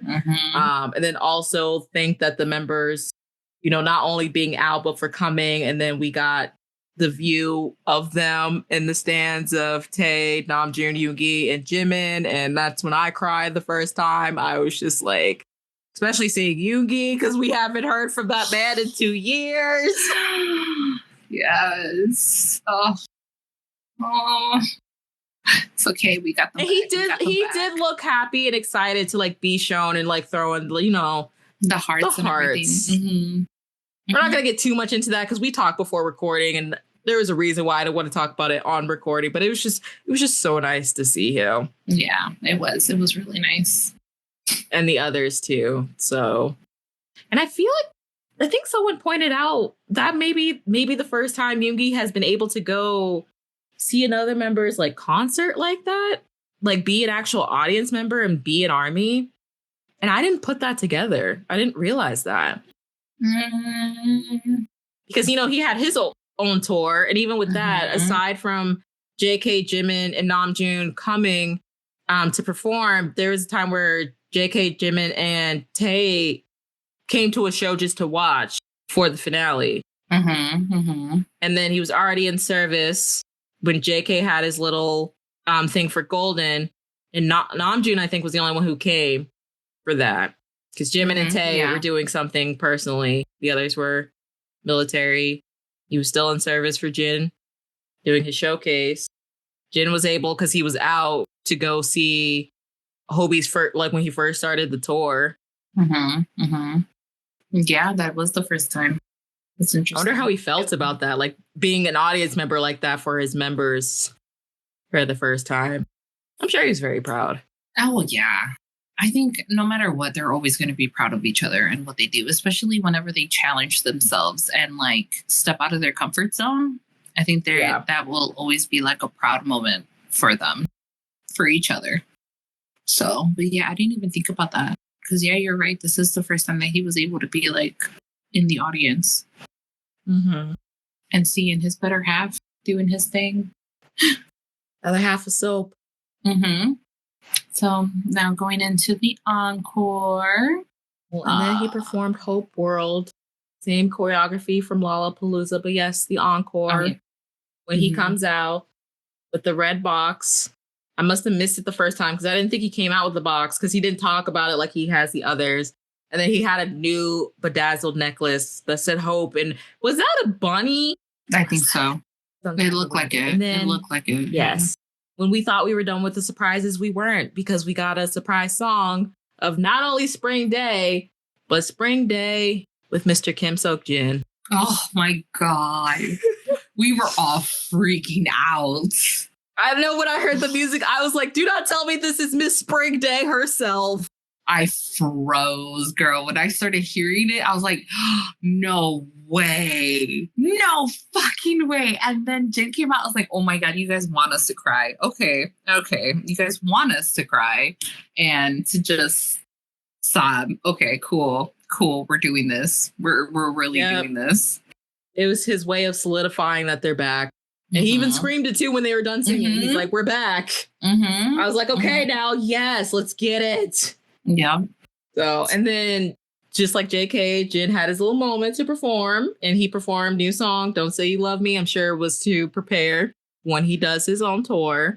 I also didn't pick up the first time when he was done. He said to the crowd, like, thank you for being my fan. And I was like, Jin, you sweetheart. And then we also got, for the first time, I'm not including COVID time, but a first time in front of a live audience. I know I spelled this wrong. It's fine. A performance of J Mavu, which is the unit song with JK, Jin, and Hobi. It just worked out so perfectly. It did. It really, really did.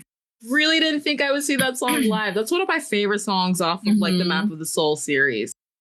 I love it. I love it. They did so well too. They did. And then like there's also like footage like online like of people who have the multi-camera where you can see Jin actually getting emotional when they're performing that song. I know he was just so happy to have them back. Yeah. Aww. They have attachments to certain songs and what the meaning of it is, just like the rest of us do. Yeah. You know, so yeah, I can see that. It just, I loved it. It was so nice. I was in shock that they were performing it. I was just, what? We're getting this live? Like, I know. I just wasn't expecting it. Yeah.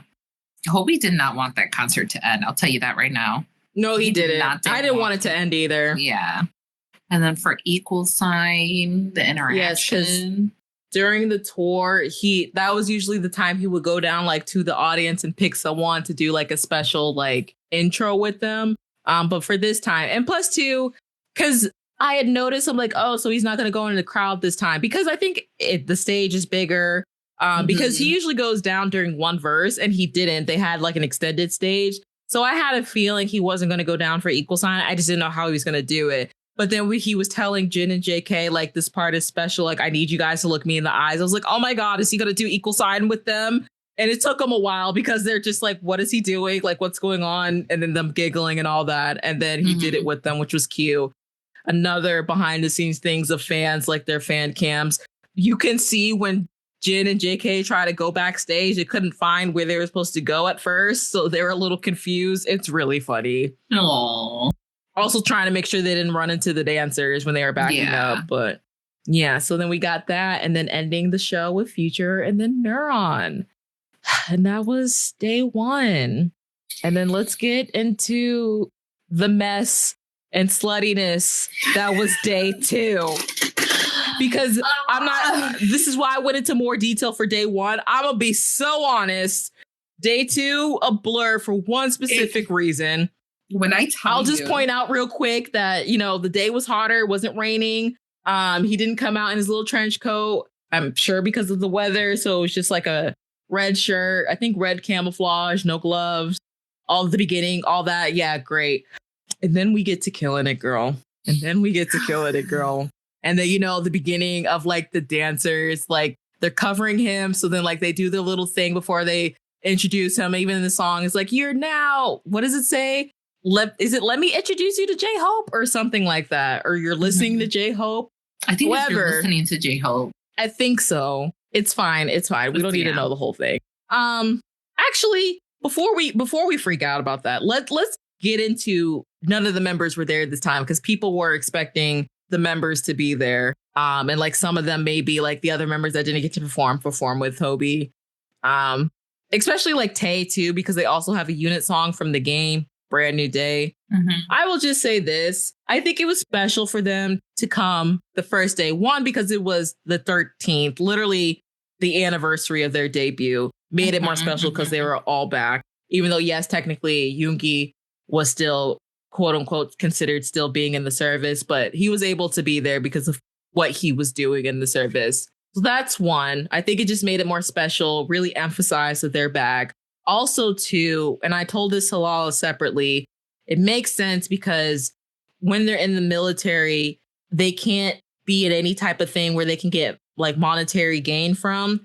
So it's not like if Yoongi had came day two and they showed him, they would have cut that out because he's not allowed to be like any type of thing to where you can sell it and make money. It's the same thing they did when Jin and Hobi were in their service and they came to Yoongi stop. I think they cut out the scene when they showed them because they weren't allowed to show them.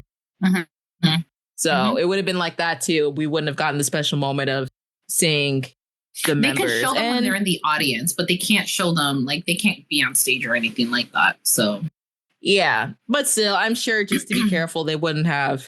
Yeah, they wouldn't have shown them at all. But also, I'm sure it was just a way like Hobi is closing this out. He started this tour on his own. Like, give him the chance of like being with ARMY. So I also sure that's another aspect too of why they didn't come. Like the focus should be on the man who put in since February to work to put on this tour and work his ass off and release 3 singles and everything that he's been doing. So it's like, let him have this moment.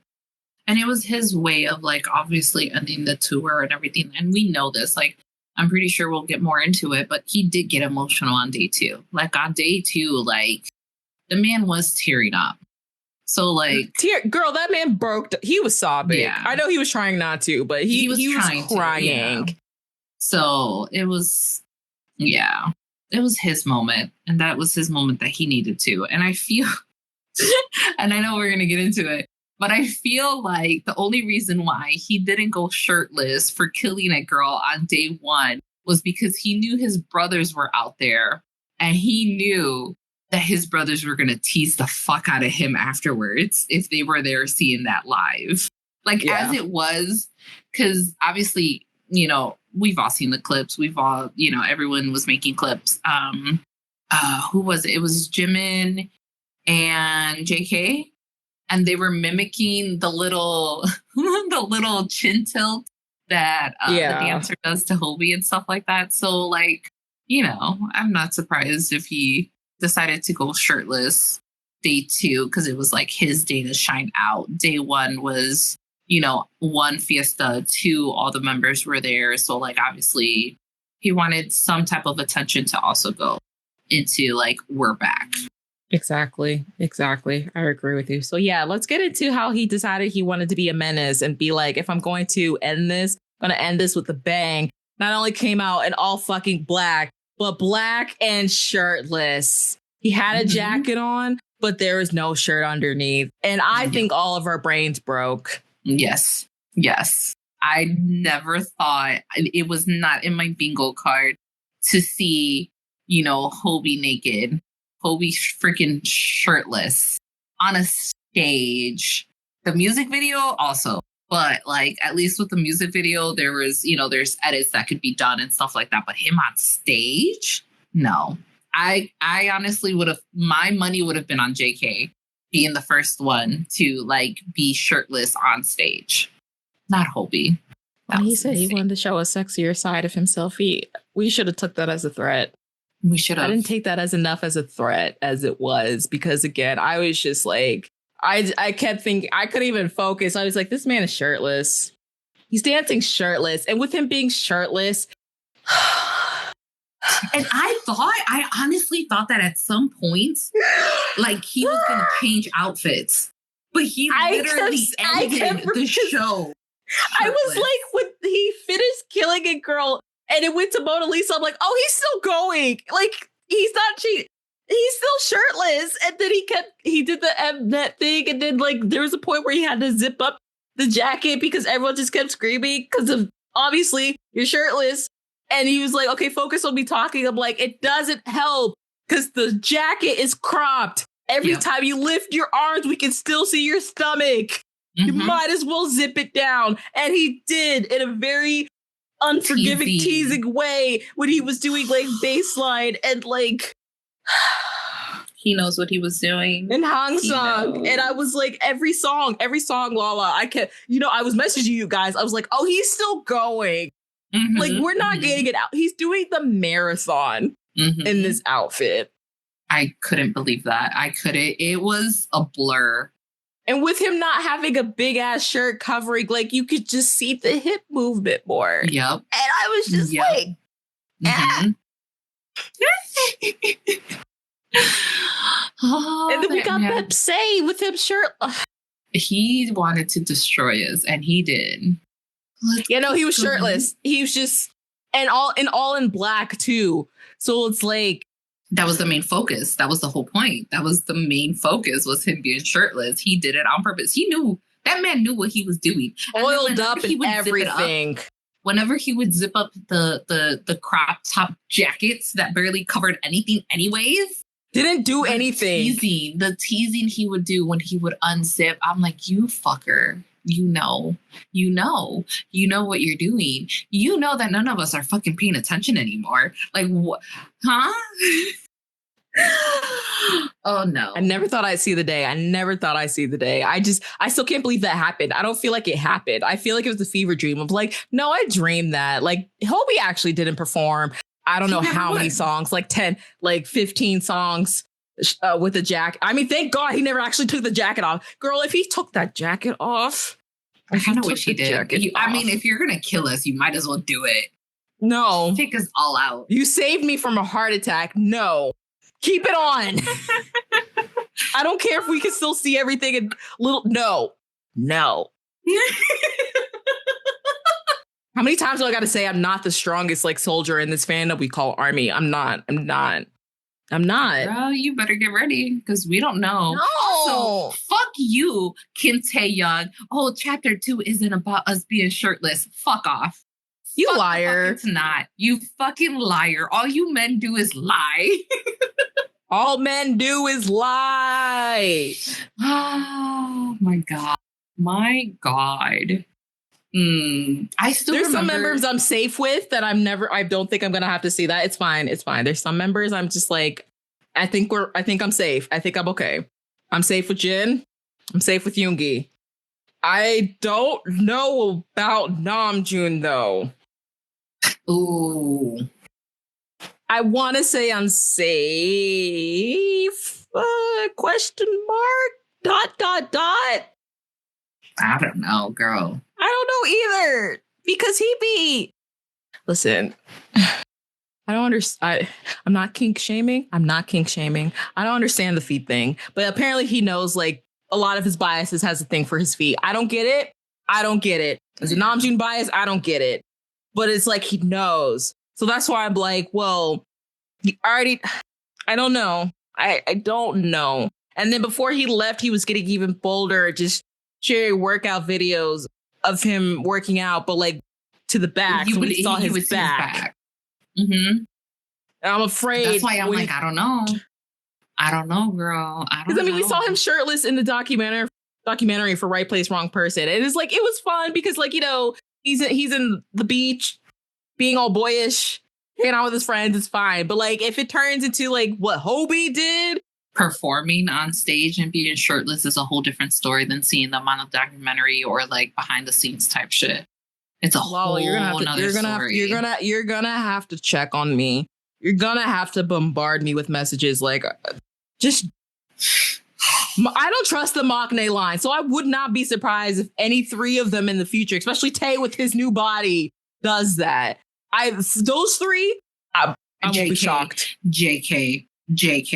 That's all I'm gonna say. JK, because if one of his songs done it already, that might be a challenge for him. Like, Hobi's already done it. Oh, Hobi, you just did this. Okay. So you're giving me the green light. Okay, yeah. Cool. I feel like, again, I'm safe with, and even people are like, oh, well, Jid started this with his picture of his back tattoo. I'm like, but he has said vocally too, where like he is more conservative with his dress, because I remember when he was doing the Gucci thing and there's one behind the scene thing. And I think someone behind him actually asked if he would take like a photo shoot of him with just the jacket and not the shirt. And he said he's not comfortable doing that because he is a little bit more conservative in his dress, which I respect. Okay, respect people's limits of what they would like and not like to do. Yeah. Trust me, there's other ways where we are fawning over Jin, and whether he knows it or not, he's being sexy, okay? Even in his little his nerdy self. He has a nerdy sexiness to him. Jin, I think, will always be a safety net. I think Yoongi would also be a safety net. I am worried, though, because we did get those pictures of Yoongi with, like, you could see shoulders. Like, he's shirtless in that photo shoot. I still think that was for fun. We've never heard anything about that photo shoot again. Like, we don't know. Yet. We don't know. And that's what's scary. I'm hoping it was just for fun, but like, when does Yoongi do anything for fun when it comes to the public eye? That man loves to be in the studio for fun. I'm just saying, as a Yoongi bias and him be my mans, I still feel like I'll be safe. I don't think he'll perform. I don't think he'll ever perform shirtless on stage. Pictures, background stuff. I can see him maybe like with Jin and crop tops. I can see them in crop tops. Jin, yes. Yoongi, I don't know. Well, Jin has already been in crop tops. Yoongi was in a crop top during his show. I think it was in America. I think it was the New York performance. I can find a video. There is a video of him in jeans, and I think the jeans has like hearts on the back. If you look at his shirt during the encore, it's cropped. It's cut. But it's not like, Well, I know it's still cropped in some way, because when he lifted up his arms, you could see the little tummy. Okay. No, I do remember that. Okay. Yeah. So I can see him in more outfits like that. Again, the only one where I'm sitting here, and I feel like I don't know my bias at all, but he's also, we've been over this. He likes to keep you on your toes, okay? I don't know when it comes to Namjoon. I really don't know. I don't know if he'd be too shy to. I don't know if he'll get a spark of inspiration. I don't know. Don't know. If he's feeling himself on a day that they're doing something, because there's some performances where he's like in it. You can see it in those eyes. So I don't know. He's a big maybe. We'll have to wait and see. But continuing on. Yes. And then we still got a surprise guest for day 2. We got Crush. Yay. Doing Sweet Dream, Miguel's part, and then they did Rush Hour together. Listen, all I'm gonna say is that's Hobi's friend. It is. That's his friend. I don't go like all their friends. Yeah, same. Some of my friends, I don't like their friends. It's fine. I really did enjoy Crush Hour, the song that they did together. I really did enjoy it. And then obviously all the controversies started happening. And so I haven't really listened to it. So it was nice to hear it again when they were performing. I'm like, oh yeah, I did really enjoy that song. But it's okay.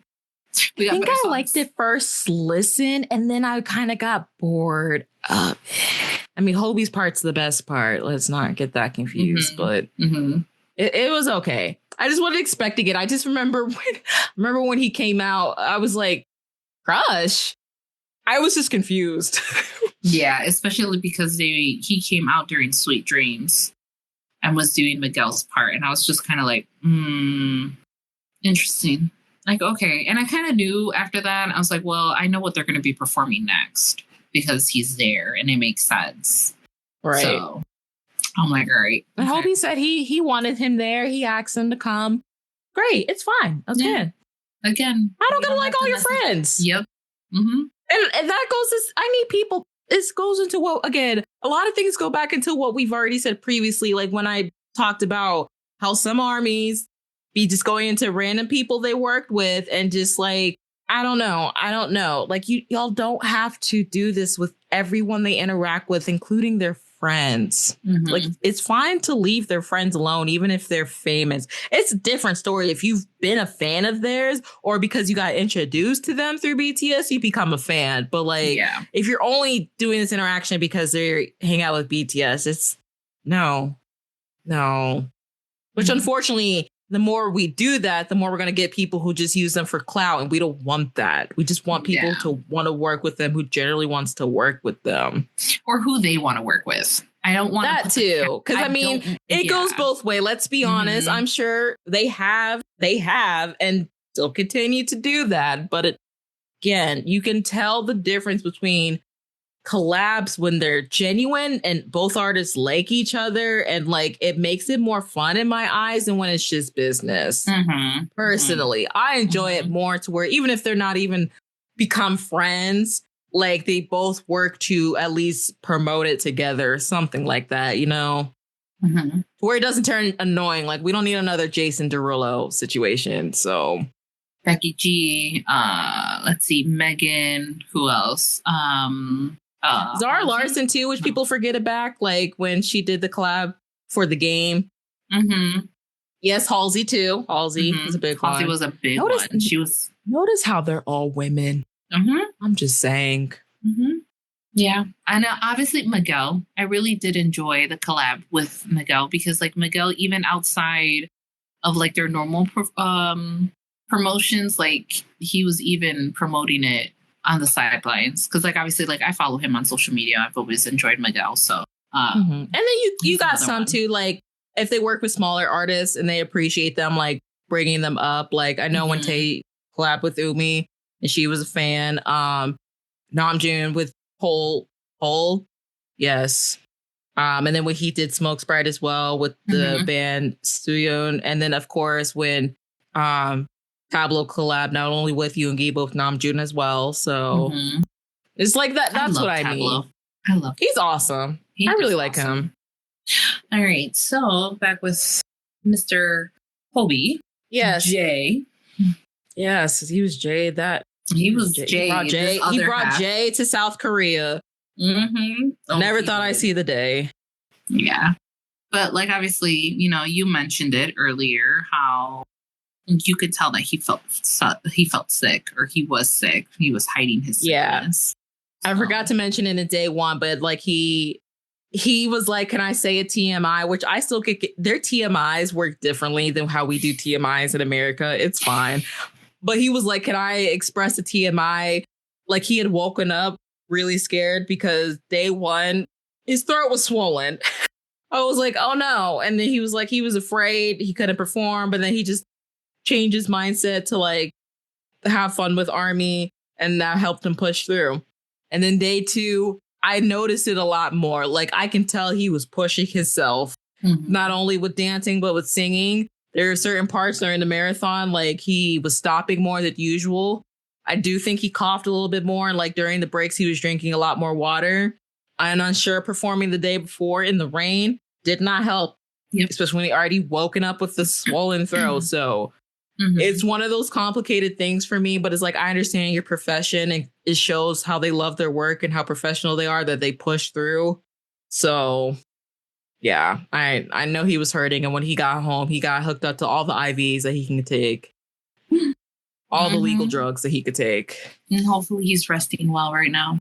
Well, I mean, he's not technically resting because he's doing all these music shows. So he recovered really fast.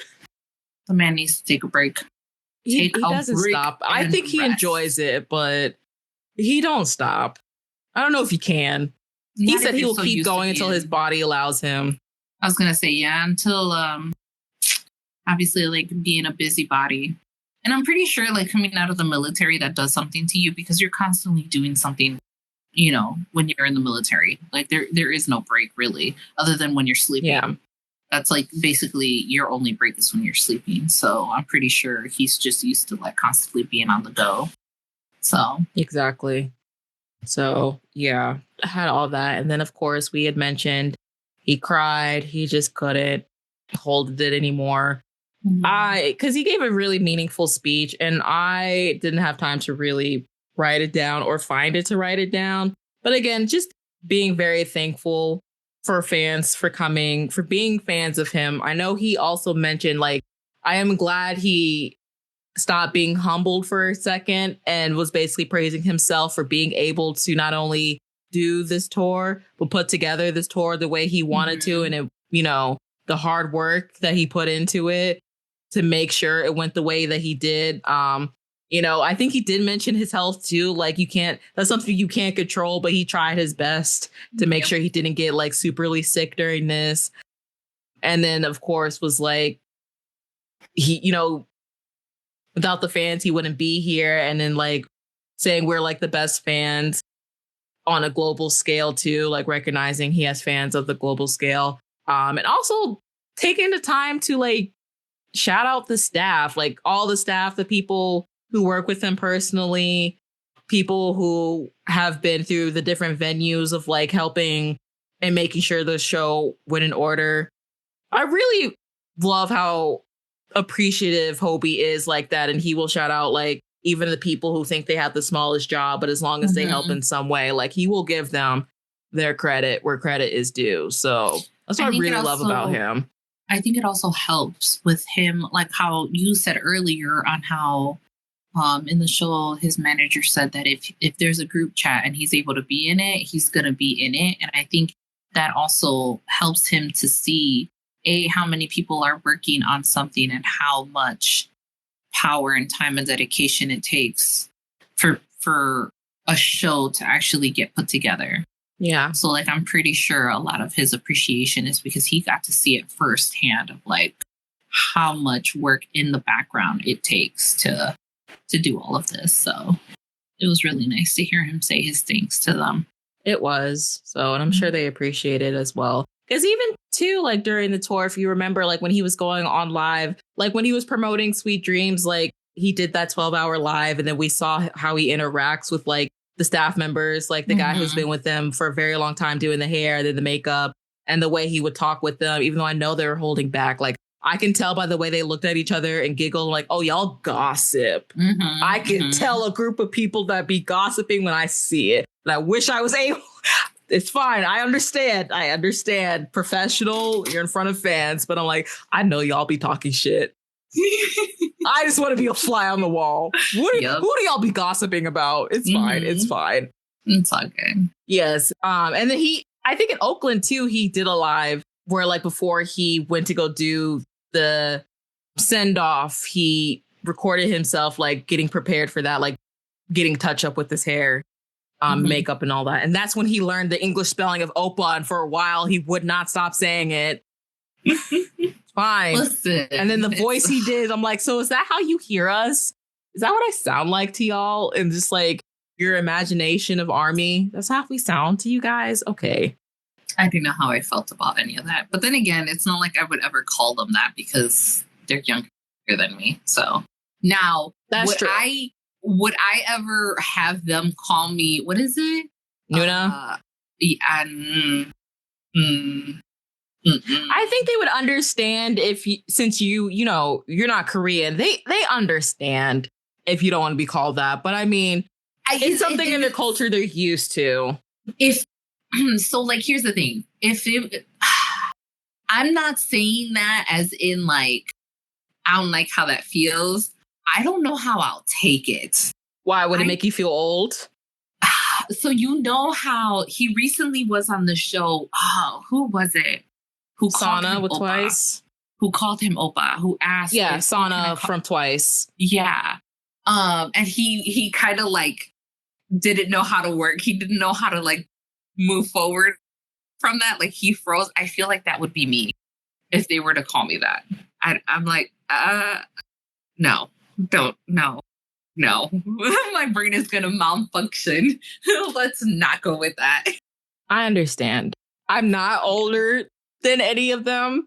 So, but it's also a thing. It's like if I get better at my Korean and learn it, like if I'm speaking Korean and you get to a familiar place, I know it gets complicated when it comes like that, especially the way international people have like turned it now with popular culture of K-pop and K-dramas, but they would understand. The only person I wouldn't call that is Jungkook, because again, we are the same age. So if you ever got to a point of that, like comfortability, we would just speak casually to each other. So yeah. And that's what I mean. Like, I don't know, because I know that if they were to call me that, there's a comfort level. So to me, I'd be like, oh, yeah, I can't, my delulu-ness, like, no. I need that barrier. I need oh my God. In the sand. No, I can't even do it on the sand because the water could, concrete, a line, concrete, no. You're calling me that because there's comfort there, and I don't know how I will take that emotionally or mentally. Like, no. It's okay, Lala. It's okay. We can only imagine in our delusion. I don't want to. That's the problem. So. Oh God. Okay. Well, so we're gonna continue on here. Anyway, I mean, we're pretty much done, except we just got another surprise at the very, very end of the show. Even after Neuron, which is usually the last song, he came out and surprised us with Safety Zone, because I don't think he came out with the box on day 2. Yes, he did. I don't remember if he came out with the box. He did? Okay, so yes. He came out with the box. Because I remember Gina kept going on like, oh, where are the rest of the members? Because like obviously everyone thought that with the box meant once it would open, it would be all the members together. Obviously, like I already knew. I was like, that's not going to happen because Yoongi was still enlisted. Obviously, he was still in the military. I was like, there's no way that they would do that unless all 7 of them were available. Then I can totally see that happening. But also at the same time, like this was his show, this was his tour. So, but the way he ended it with Safe Zone, oh, I cried. And I understood the emotional part of it, but I was also so mad because that's one of my favorite songs from Jack in the Box, and I kept actually hoping he would perform it. I was like, no, it's fine. I didn't have a as visual reaction as I did like during Permission to Dance in LA when I was just a weekend shy from seeing Megan live.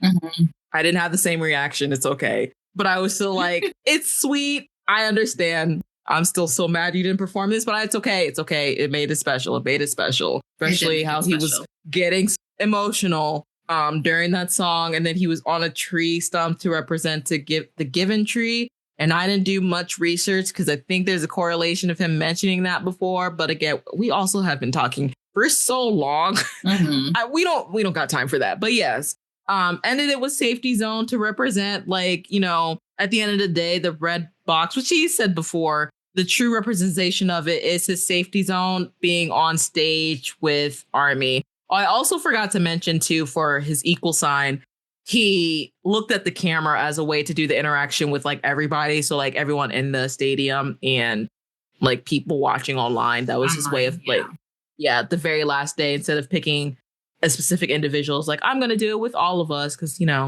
like the song says, we're all equal. Mm-hmm. But yes, and then the screens, instead of saying hope on the stage at the very end, they were bright white and it said hope on the safety zone. Mm-hmm. That was his step. Yeah. And then that concluded the finale of Hope on the Stage.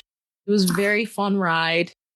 I'm so happy I was able to go because I obviously remember when it first got announced, when we were recording, by the way. And I was freaking the fuck out. And I didn't think I could go. So, yeah. But there you are. You did. I did. And on top of that, you got to meet friends. I did. It was really fun. I had a really good time there. I know most of the time outside the concert we were dead, but it was just still enjoyable getting to know them better, being around like other fans, and like when we were just, burnt out and couldn't move, we just watched Runjin together and then talk about the concert. And yeah, one of my favorite memories of this year. And then I get to do it all over again with Jin, but in my hometown this time. So we'll see how that goes. Yep. And hopefully again, when BTS comes on tour. Yes, we can go together and I can actually see your face in person. Mm-hmm. And we can have this debate to see who's taller than the other. I know. I'm not that short, woman. You keep saying, but we'll see. Right. Because how tall are you? Aren't we the same height? How tall are you? 5'5". Yeah. But I can still be somehow, even though I'm 5'5", I stand taller than you.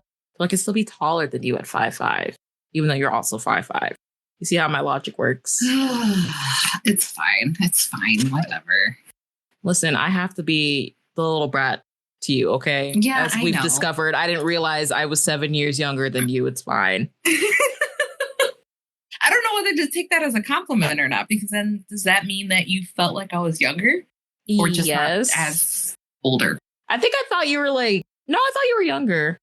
I don't know whether to take that as a compliment or not. I think I'll take it as a compliment, though, for my take it as a compliment. For my own mental safety. I'll take that as a compliment. I mean that in a good way. Okay. That's all that matters. Yes. It's fine. I'm pretty sure we'll take that debate online, because if we see each other, which we'll see each other in person, we'll probably end up taking a photo of like measuring heights just to see. How about we keep it private between us and I could just tell people I was taller than you and I was right? That sounds like a great plan. And we'll still take anyway, pictures. Do you have any closing thoughts about Hope on the Stage? Finale? No, it was really good. Loved it. And it's crazy to feel like, what's the terminology that we use, for when we're missing the concert? Oh, post-concert depression. Thank you. Yes. It's PCD. Weird to feel that when it's live. Because like, obviously there's a difference when you're in the actual concert and you're part of the audience and you're physically there, but it's weird feeling it from watching it live. And that's how I felt even watching Yoongi's. And it's probably because like I was there in person and I got to see both of them. So, but it was just so nice to see this, seeing the surprises, seeing the guys. I think that made it so much more emotional and more, special. Seeing Hobi freaking half naked. Again, he really decided to go out with a bang, and that he did. He killed us, girl. He killed us. He really did. He really did. But other than that, like, I loved it. I'm happy that he challenged himself the way that he did. He decided to, create his own safety zone, which is being on the stage. I think that was really nice. Yes. I love him. I love them. I love them so much. We are so happy they're back, and we cannot wait to see what the future looks like for them, group-wise and solo endeavors. So, and we're already getting started. Again, Hobi has been promoting Killing It Girl like heavy, not only online, but with the music shows. We mentioned earlier some of the members are not in Korea. So like recently Namjoon has become the ambassador of this new thing, Samsung Art TV, which I'm still confused on what it really is. but he was in, I don't remember what actual country it is. Is it Switzerland? Is that where the Art Basel is? Okay. Yeah, I think that's where it was. Promoting that. And then there's an interview that's on YouTube. I shared it in the Discord of him like talking about art and stuff. I miss my yapper so much because there's even a part where towards the end where he was talking about, you know, answering the question they asked. And he's like, I'm so sorry. I'm so talkative. I'm like, you yap your little heart out. Okay. Mm-hmm. And it's the way I know they all went through it, but I was the most worried about him. And I'm just so happy he's out. And like, he's just been jumping everywhere, skipping, lifting his leg. You know, he was a fairy. He's been fairy Namjoon ever since he came out. And it's just I'm very happy to see that. Again, Jin is preparing for his solo tour that he decided to do on a whim. So that's going to be fun. Tae is back doing his 5-minute lives. I happened to catch one, which I was very proud of myself because I usually never catch him when he's on live because he usually goes when I'm sleeping. So that was fun. And then whatever Yoongi, Jungkook, and Jimin are doing, and if that just means resting, that's fine. I don't need to try to like be a sleuth and figure out what they're doing, what their plan is. Yeah, like, I don't even really need a picture or anything like that. We know that they're good, you know? Yeah. When they're ready to show their faces, when they're ready to start taking pictures and they're ready to be on live because they want to be on live, not because they have to, I would appreciate that more. I would enjoy that more than them forcefully having to do anything. So by all means, take the rest that you need, guys. They'll be fine. We'll get them back. We're eventually going to get them back, and we know that. We don't know the timeline yet, obviously, but we are going to get them. And the fact that they're out of the military, that's it. This is it. We don't have to worry about them going anywhere else now. So, like, everyone take a breather. It's okay. But also let them have their time to get back into the rhythm of not even just being in society, but also having to get back into being into their work, into their career, into being, you know, an idol again. Like we said with J-Hope, with not J-Hope, JK, like him being out of breath so quickly while he was performing Seven. Like, you know, they got to get back to it. Also, at the same time, I would kind of really would want them to enjoy some time with their family. So, couldn't have worded it better if I said it. So we've waited this long. I don't mind waiting more. As long as I know that they're free men, that is all I care about. Yeah, exactly. That's all that mattered.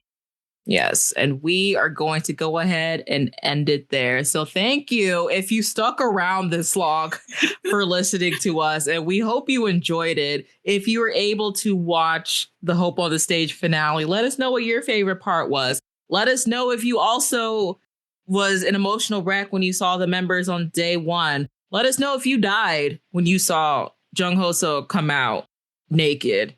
Crashing out. Hip thrusting everywhere. Shirtless. That fucker.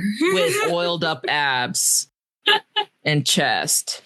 Oh, that fucker. He really wanted to take us out of our emotional state. I tell you that much. And then he brought us back into the emotional state. That's the funny part. It is funny because we used to say that all the time with BTS themselves. Like they would do something to try to make us happy again. It's just this time it's getting naked. But Namjoon kind of low-key was doing that too, where he was like, if something happened like in the army space, he would post like maybe a workout picture of himself to try to like distract or like make us happy. So it's just like that too. We're just getting it bored again, which I'm not mad at, but now I'm emotional for a whole different reason. So, but it's fine. It's fine. I'm not complaining. It may sound like I'm complaining, but I'm not really complaining. I'm like happily like complaining. Does that make sense? Anyway, that makes sense.